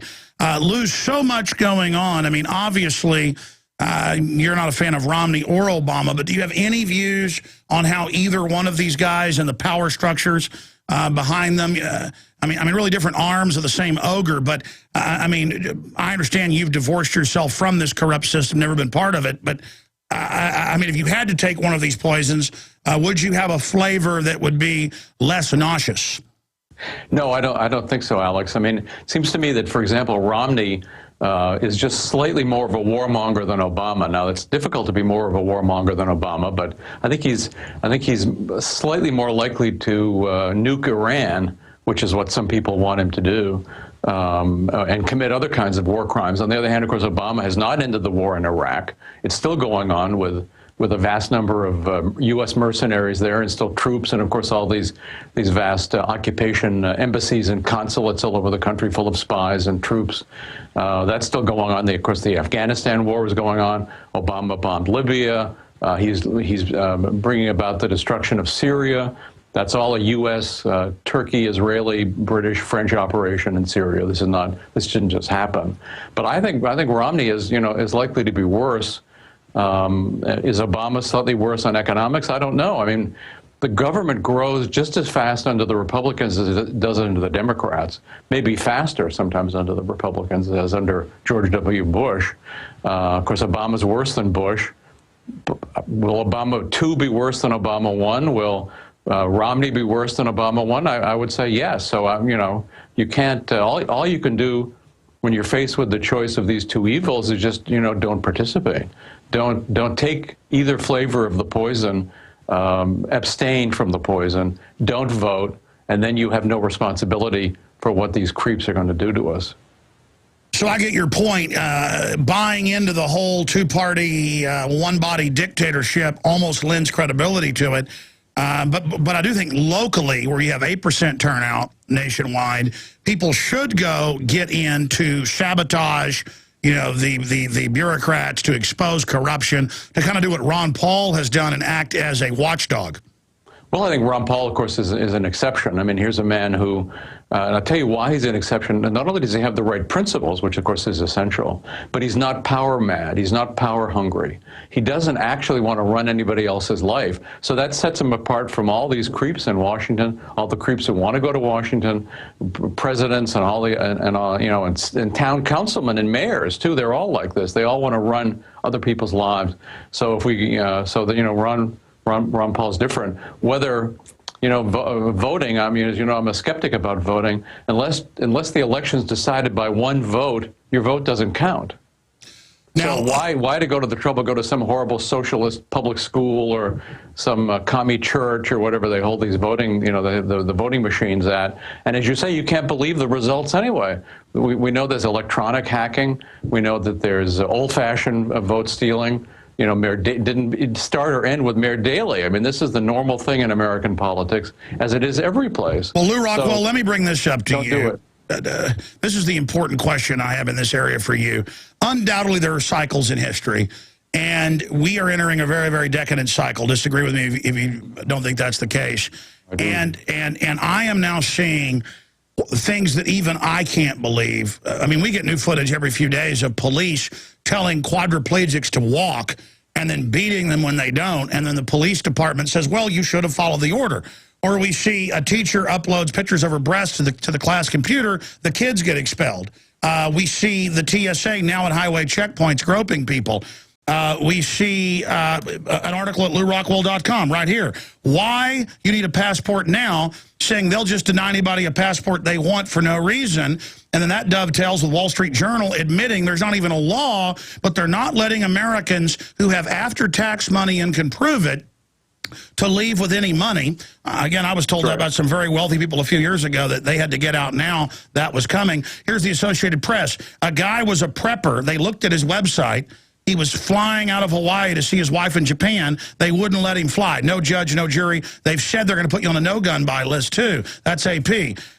We have, you know, all of these reports where the IRS wanted a law this year where if they say you haven't paid taxes, no judge, no jury, then you can't leave the country, or they say you can't come back in. And now they're just saying they're going to do it as a bureaucracy through Homeland Security without a law. That's Fox News. Senators say if you leave the country with money, even legally, you can't come back. That's ABC News. So I'm showing these. Is this not the ultimate sign of an authoritarian takeover when, in every case in history, they put capital controls on? I mean, this is the final cherry on top.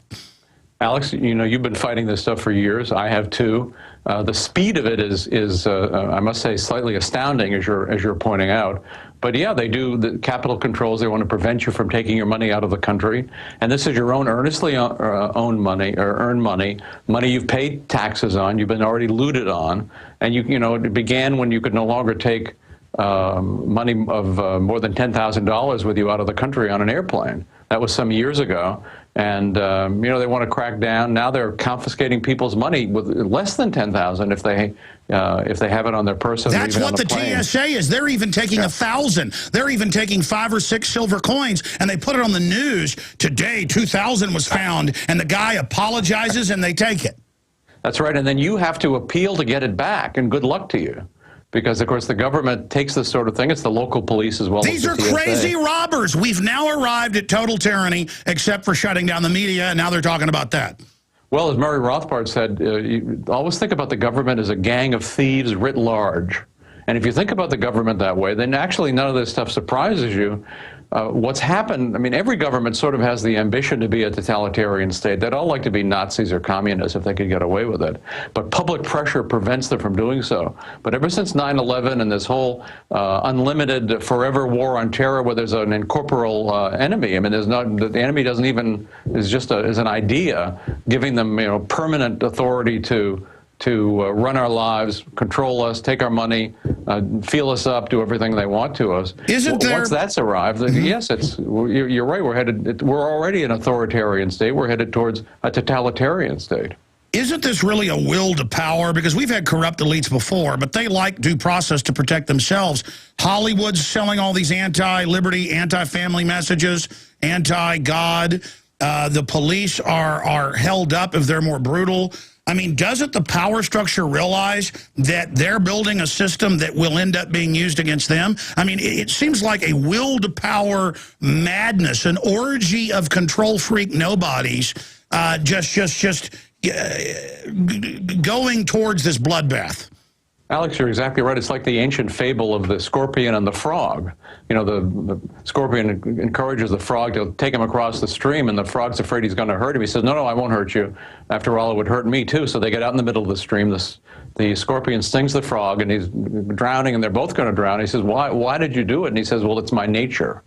Well, it's the nature of the people who go into politics, who are members of the power elite, who want nothing more than to rule other people. What they want is power. They can get money, they can get other things when they have the power. They want the power. They're desperate for the power. They're demonic. I mean, they're criminals, and they feel that they've got right now. They feel they're making this move. It's not only, of course, in the United States. It's in Europe. It's all over the world where these people are making a move for a world totalitarian state, and you know, it's happening right before our eyes. And as you say, the news is quite extraordinary.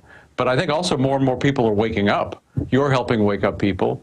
More and more people are waking up. So it's the constant struggle that's always existed throughout all of human history between power and market, between liberty and government. So sometimes the government gets ahead, and they have what they wanted in ancient Egypt, where the pharaoh, the government was actually God, which is what they really would like. They would actually like us to worship them as gods. So, but sometimes liberty gets ahead too. So this is a constant battle going back and forth. Right now, there's no question, power has been in the ascendancy like I haven't seen it on a worldwide basis, certainly in my lifetime. But the people are fighting back. More and more people are learning. That's the key. You have to learn about what's going on. You can't just turn your head. You can't ignore it. You can't avert your eyes. That's giving power to all the evil forces in the world. So we have to be involved. First of all, we have to learn what's going on. That's why your program is so valuable, of course. There are a lot of people out there that do feel helpless, but you talk about market power, which is really the individual voting with one of the few things we've got left to vote with. That's why the system craves these controlled markets. Michelle Obama telling us what we can eat. 15 years ago, 20 years ago, you couldn't find organic food on store shelves. People were willing to pay for it, so it created a market. Now they're trying to come in with fraudulent organic, but that's going to happen. Slavery in 1860, most people were either for it or tacitly supported it. 65 years later, it was outlawed, or 67 years later, it was outlawed. Marijuana laws, 30, 40 years ago, they'd give you life in prison in places like Texas if you had one marijuana cigarette. Now, the police themselves know it's a fraud, so they catch somebody with it, they just let them go because they know it's a joke. There's so many hundreds of examples of where people just stop complying and get it and understand that what's going on is wrong, and that self-preservation for everybody means that we all start, even people in the system, just dragging our feet, not going along with it, saying no to the TSA, saying no to new taxes, saying no to new bureaucracies, getting in the face of the nanny state. I mean, what can you say about voting with our dollars and the power people have if they will simply vote with their dollars, and some examples of that? Well, also, we should vote with our literal dollars. We should always, to the extent we can, always use cash. Get cash out of the bank, and that hurts the banks, by the way. Get your cash out of the banks and spend it. They hate it. But it's something that it harms the whole banking Federal Reserve. I've tried to get $1,000 out and act like I'm a criminal. They won't take 50s now at major stores. No, if you try to get $1,000, it's absolutely true. I recommend it to everybody. When you want to get $1,000 out of your own money out of the bank, you're a bank robber. I mean, they hate you. So there's proof, by the way, you should be doing it. So yeah, and we could just look at this medium that we're talking on right now, the internet. I mean, there's no doubt in anybody's mind, if the government had known what the internet was going to be, they would have outlawed it. And of course, right now they're attacking it in many ways. Senator Rockefeller said that a few years ago in the Senate. Well, and Hillary Clinton said there should be government gatekeepers. decide who can get on the internet and so forth. But the internet outran the government, because the one thing we always have to remember about government, it's a very stupid institution. I think of it as like a huge blind dog. It's got vicious teeth. If one of the paws steps on you, you're dead. So it's very, very dangerous, but it's a stupid operation, and it's possible to outrun it. The market outruns it all the time, and the internet is doing it. So they're trying to hinder the internet. They're doing many things, but the internet, people in the millions and millions, hundreds of millions of people involved in the internet at one level or another are fighting back. And I was delighted to see that Kim.com, the great internet entrepreneur in New Zealand, who was arrested by a SWAT team and now has been released because he lives in New Zealand, a freer country than this one, is going to come out with a new version of his mega upload site, and it's driving the U.S. crazy. I also noticed that Britain, for example, there's been a poor kid with Asperger's that the U.S. has been trying to extradite from Britain for 10 years. They want to put him in one of these federal high security solitary prisons for the rest of his life, for the crime of having gone and looking for information on UFOs in the NASA computers. And of course, actually for the crime of showing them up and showing that they have. And I've heard him interviewed, and he obviously is kind of an idiot savant, autistic. I mean, are we going to put the Rain Man in jail? I want to say God bless his mother. You know, his mother is the one who's fought for him all these years and really is responsible for the fact that even the Cameron government, which is a tool of the U.S., finally refused to extradite him. They're not going to allow him to be extradited. So there are good things happening in the world as heroes like this kid's mother and all the people who are fighting for freedom on the internet and in markets. I always think, you know, I always hear people saying when somebody's been in the military, thank you for your service. Well, Alex, I thank you for your service. I thank all the business people for their service, all the people on the internet, all the people fighting for freedom. They're the ones I want to thank for their service. And that was my next question. Not to be employed by the government, by the way. Exactly. What do you make of the incredible disconnect that Obama would actually give a speech explaining how entrepreneurs didn't build it, when anyone with half a brain knows entrepreneurs are the spark of civilization? Well, you know, I sometimes think that Obama is a boob as well as a fascist, socialist, whatever his ideology. I mean, he just got away. He said something that actually hurt himself, got away from him. But that, of course, gave us a peek into his real view.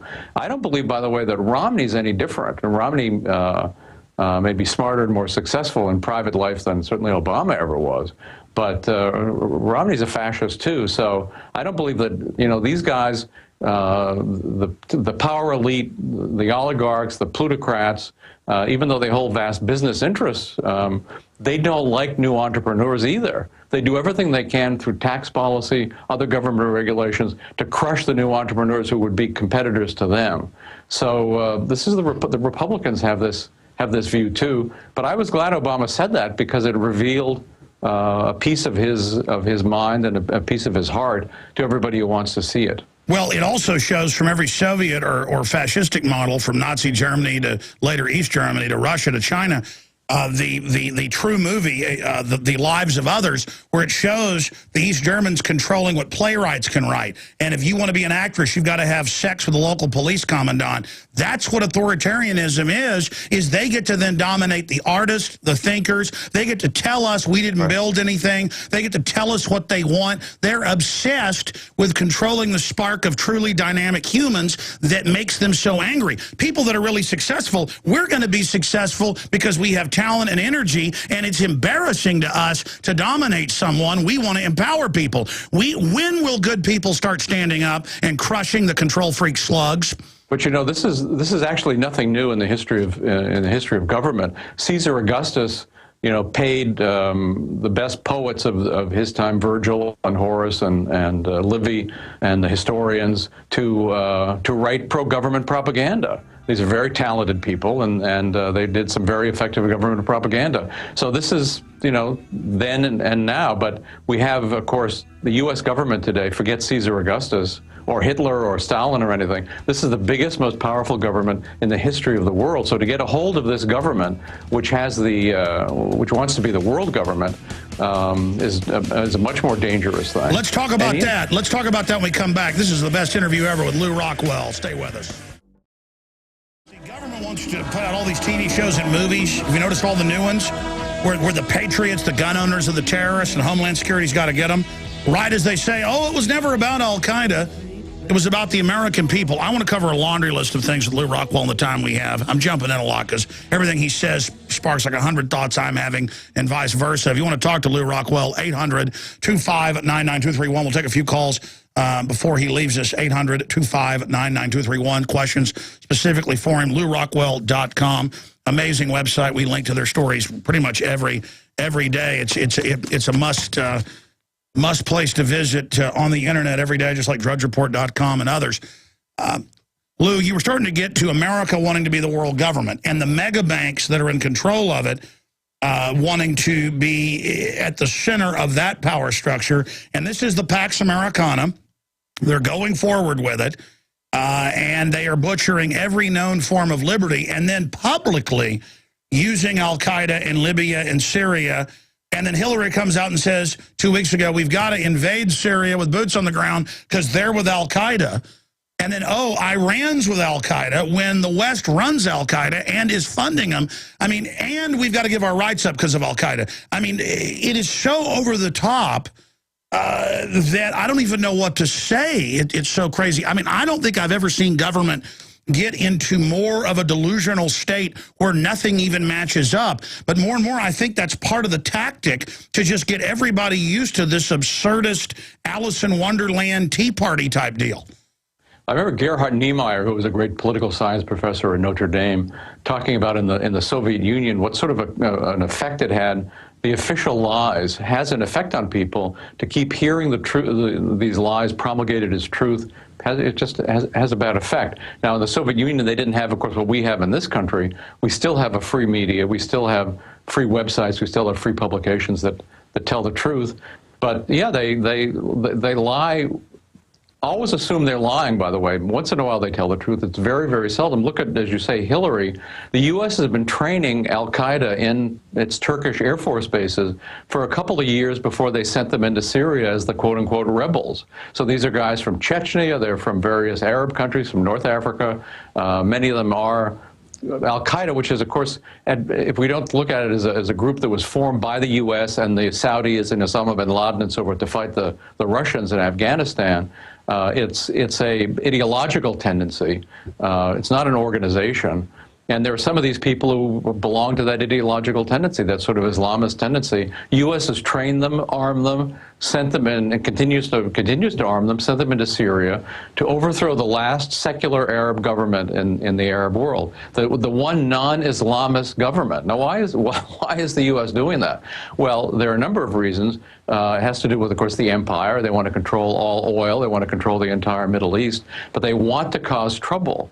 I mean, this is what the Romans were open about when they said to divide and conquer, to cause conflict, and then enable them to conquer and to rule. So the U.S. loves it when Al-Qaeda gets active in, quote-unquote Al-Qaeda, active in Libya or in Syria or whatever. They want trouble. They want to break up all these countries. They want to destroy them, and so that the U.S. and its allies can rule. But and it's can also so prevent weird. the oil from getting to anybody they don't want it to get to. Exactly. It's so weird to hear that, you know, my wife needs to be drug off to a private room to be grabbed on by somebody, or my kids do, or out in the open because Al-Qaeda.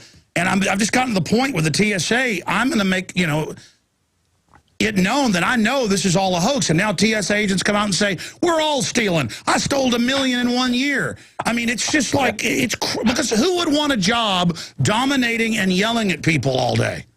Well, of course, there are people like that.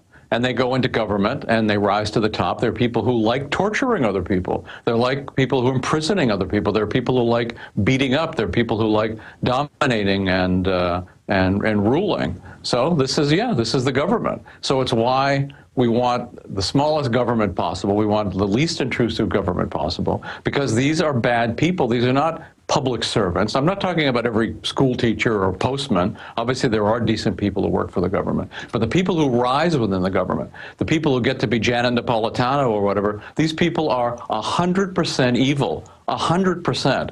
So if you don't want more of that kind of stuff, and of course this business of the feel up in the airports has nothing to do with quote-unquote security. It has to do with making you humiliated, making you obey, so that they can do anything to you, your wife, your children, anything, and you have to like it and smile at them and say, yes, sir. That's the purpose of that. And of course, they want to extend that through society. They like all of society to be like one of these airports where one day you're supposed to look them in the eye, and if you don't look them in the eye, you're a terrorist. Another day, if you look them in the eye, you're a terrorist. You know, they keep switching their little protocols. So they want the whole country like the airport, where the uniformed thugs are ordering us around. And, you know, whether we call them the Stasis or the SS or the SA or the SD or the KGB or the NKVD, or there are people who love this kind of stuff and are happy to go to work for the government and to rise within the government. Good people do not rise within the government. Just look at what happened to Ron Paul. How wonderful he got to be a congressman, but when he tried to run for Senate, or of course when he tried to run for president, they stole the votes from him. They did everything possible to crush him and keep him out. And proof, of course, more proof that Ron Paul is a great man.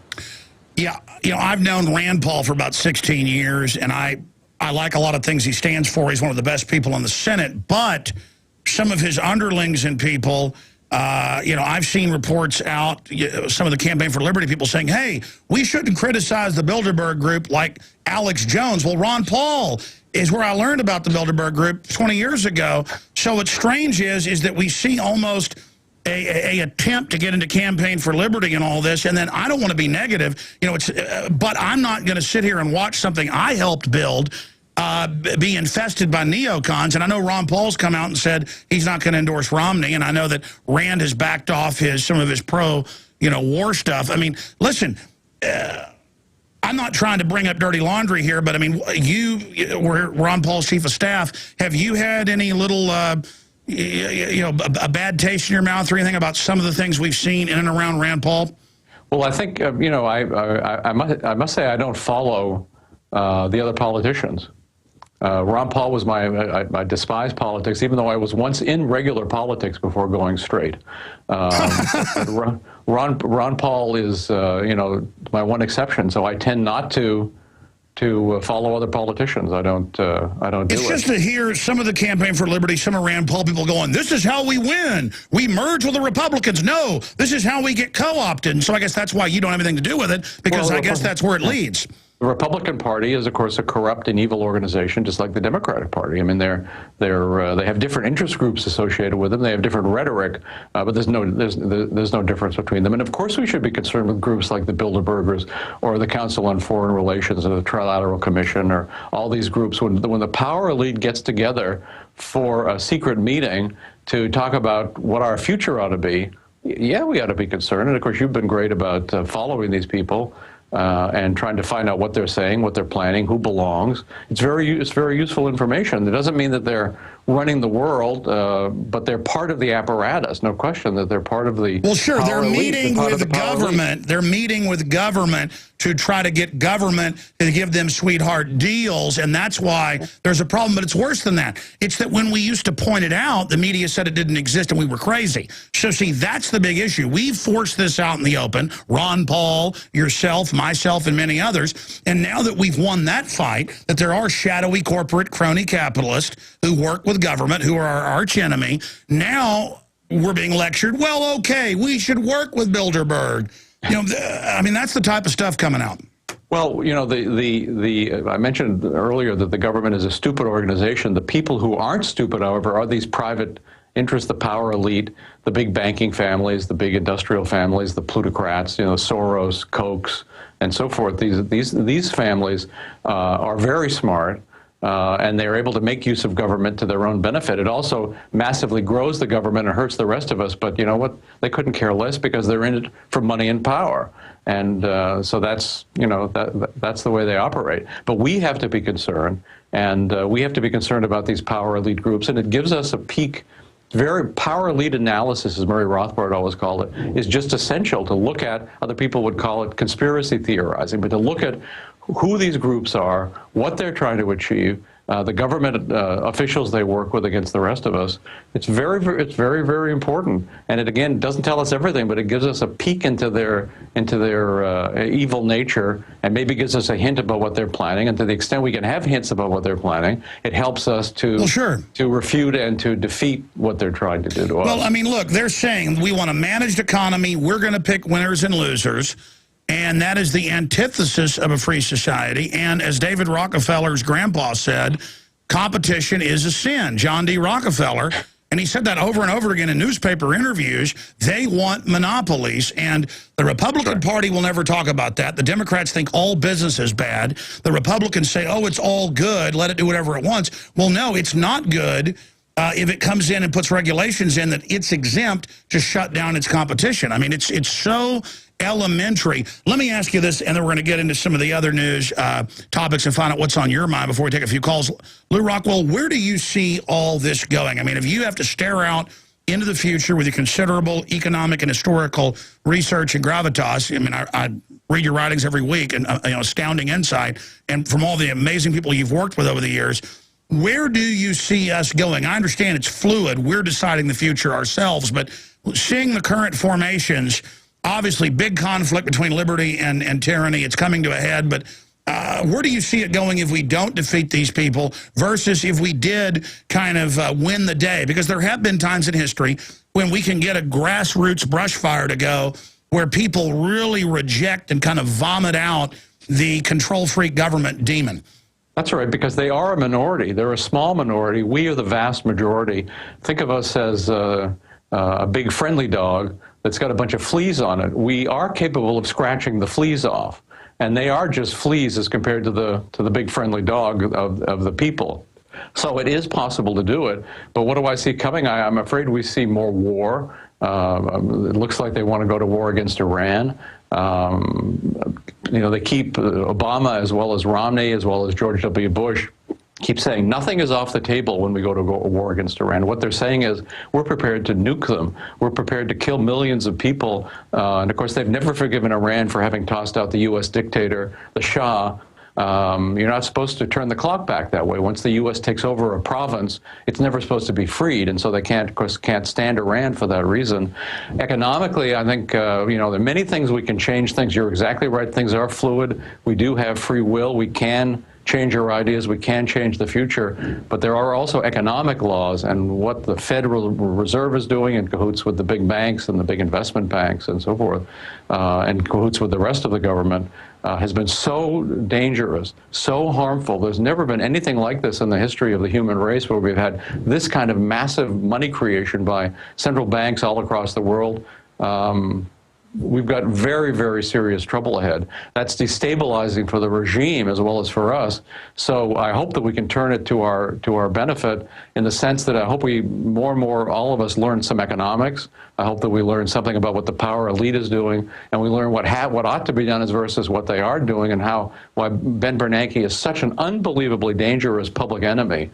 I mean, and it's not only it was the head of the European Central Bank and the head of the Bank of Japan, and just go down the line. All these central bankers are some of the worst enemies mankind has ever faced. So they're doing horrendous damage to us. But if we can understand why that's bad, why they shouldn't exist, why central banking shouldn't even be here, why we need hard money, sound banking, honest banking instead of the dishonest banking that we have today. We don't need a bankocracy. The banks rule Europe. They rule here. They toss out prime ministers and install their own in Europe. A guy like Mitt Romney has been a tool of the investment bankers, Goldman Sachs and so forth, since he was a young man. So, and of course, Obama got massive support from these investment banks, J.P. Morgan, Goldman Sachs, and all the rest of them. When he was running for office, he still gets massive support. So we need to learn about these people. We need to learn why they're economically so dangerous. But that's the first thing you have to learn. You have to study and just start with Henry Hazlitt's Economics in One Lesson. Start with Murray Rothbard's What Has Government Done to Our Money, or The Case Against the Fed, or Ron Paul's great book on End the Fed. Read these books, and then you'll understand just what our enemies are doing to us.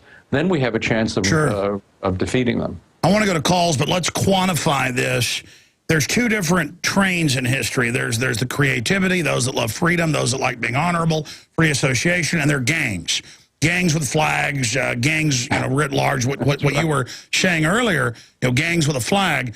And sure, you can have nations that are more pro-liberty that can fight off another tyranny, but then they always end up becoming what they were, organized against. But people need to understand, it's not like we're going to have total victory over corruption or it's going to have total victory over us unless we give in. Every little battle, every little resistance, demonizing these people right now with their acts, exposing them, exposing police when they're out of control, then puts pressure on the bad ones. And so it's an ongoing battle. Every day is a pitched battle against this corruption. And we always have to speak the truth. It's so powerful. Just one person speaking the truth, they fear it. They hate it. And so whether we're talking about domestic oppression, international oppression, bankster oppression, crony capitalist oppression, warfare state, police state, TSA, all these things, speak the truth. They fear it. And of course, that's the way you persuade other people too. Speak the truth. Don't be silenced. Don't be silenced. Don't be silent. Let's talk to Craig in New York. Quick question, and then we're going to break. Craig. Hello? Yes, sir. You're on the air, sir. Go ahead. Yeah, I just got a question about the current presidential situation. Romney, if I remember correctly, on one of the mainline shows, talked about trying to hunt down people with mental illnesses and cure them. It sounded like hunt them down and kill them or something. But either way, in the Book of Mormon, the Articles of Faith, verse 7, it says, we believe in the gift of tongues, prophecy, revelation, visions, healing, interpretation of tongues, and so forth. To me, a lot of religions do that. So that would kind of mean all believers in God. I know, I hear your question. Janet Reno said on 60 Minutes that everyone that believes in the second coming of Christ is mentally ill, and now they have the new Freedom Initiative where they want to drug half the kids rolling out. Your take on that? Well, there was a great article of all places in the New York Times, great because of the information it contained, not because of its orientation, about how doctors are being encouraged to give all kids these psychoactive drugs, Adderall and Ritalin and so forth. And they were, of course, they portrayed the doctors were great, charitable, wonderful, compassionate. They get kickbacks from the drug companies. That wasn't mentioned. And all kids need drugs. Yeah, they want to give everybody, put everybody on drugs. Absolutely. Just like they've got the rest of us on fluoride and who knows what else. But it's so crazy. They're like, let's put all kids on drugs. It increases, and it admits that those speed drugs literally make the brain smaller physically and make the heart bigger. I mean, totally hurts these kids. Some of the side effects are death. And they're like, we're going to put all your kids on it. I mean, it's insanity. All right, we're doing about 5 minutes of overdrive to get to 4 or 5 more of your calls with Lew Rockwell, LewRockwell.com. You can see some of the latest tweets I've sent out, some pretty amazing photos at twitter.com/Real Alex Jones. Be sure and follow us there. They get here at the end of the week. The new film I did with Joel Skousen on preparation, but also on the globalist takeover plan. It's really a film. It was going to be a presentation. That's available now. You can pre-order that. His new strategic relocation film. It's available at InfoWarsStore.com. You've got a special event coming up this weekend, don't you, Lew Rockwell?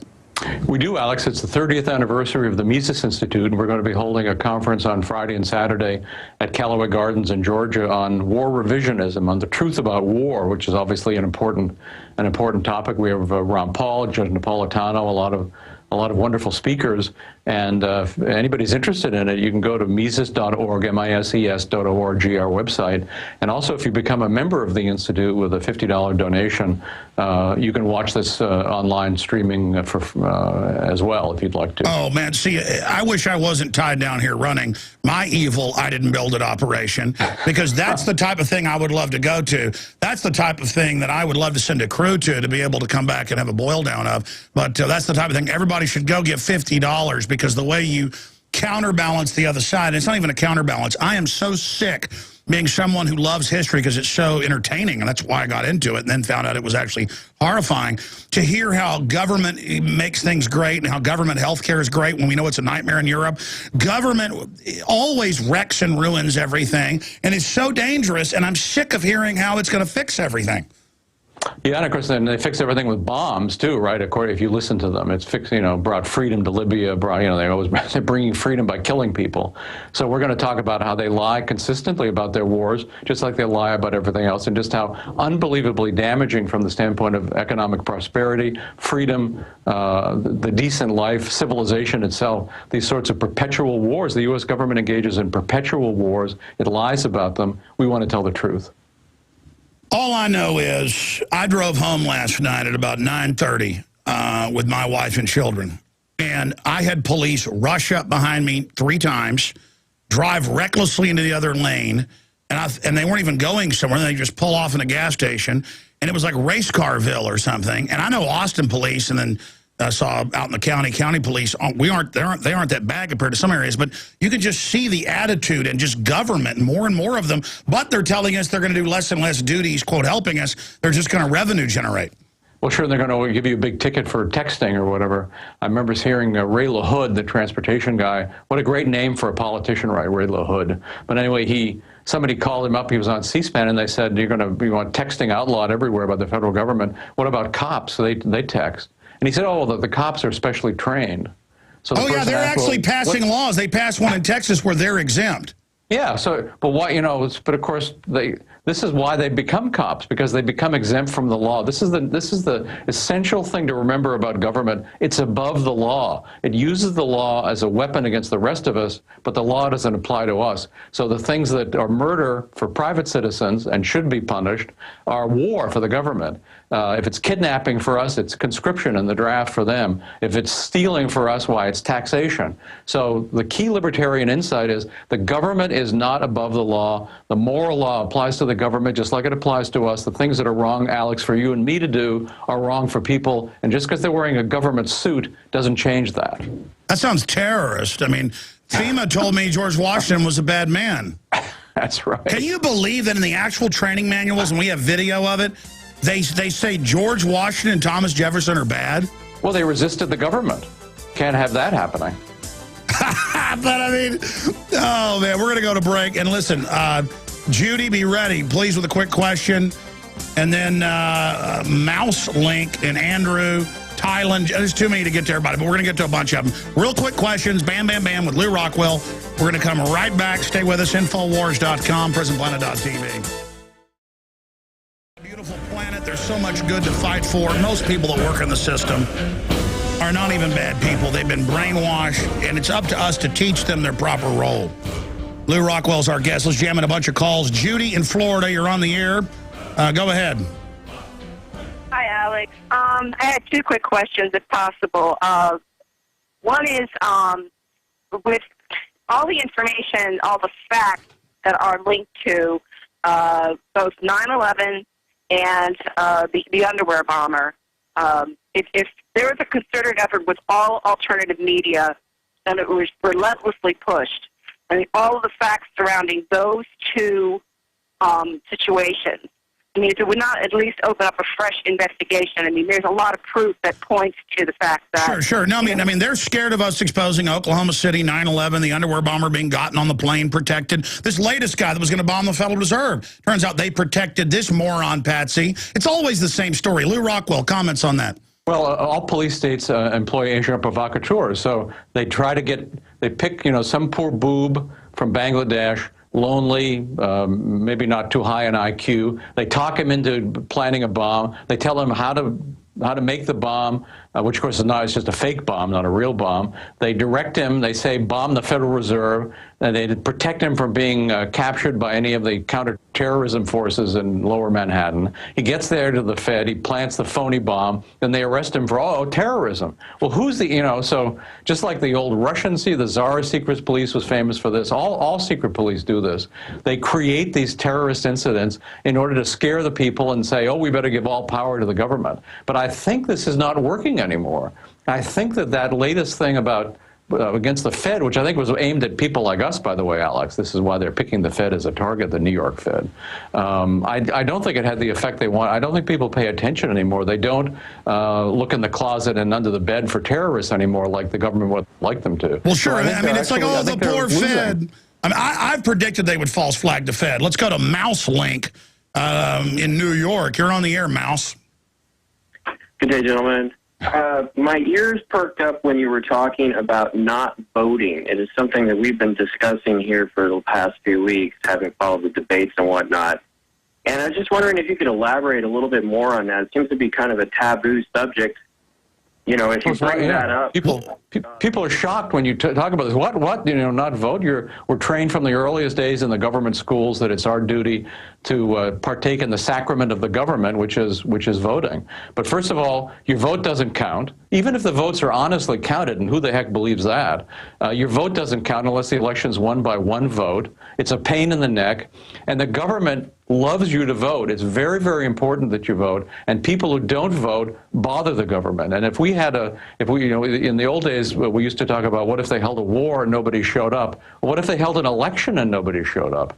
That would be a very revolutionary act. So if we have fewer and fewer people voting, bothers the regime, bothers the government, bothers the media. And by the way, you don't have to go waste your time in some horrible government line in front of a government machine in what's just a facade and just a baloney operation.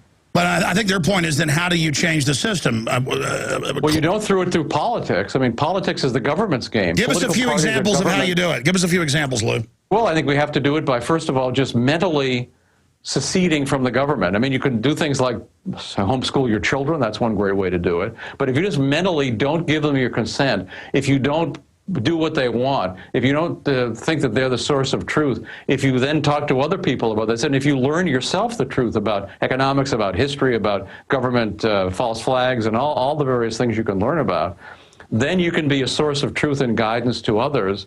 That's the way we change things, by changing minds, not by putting creep A as versus creep B in the White House. I mean, why would anybody think that would make any difference? It doesn't make any difference. If there ever were a president that was any good, believe me, he would not be in office for very long at all.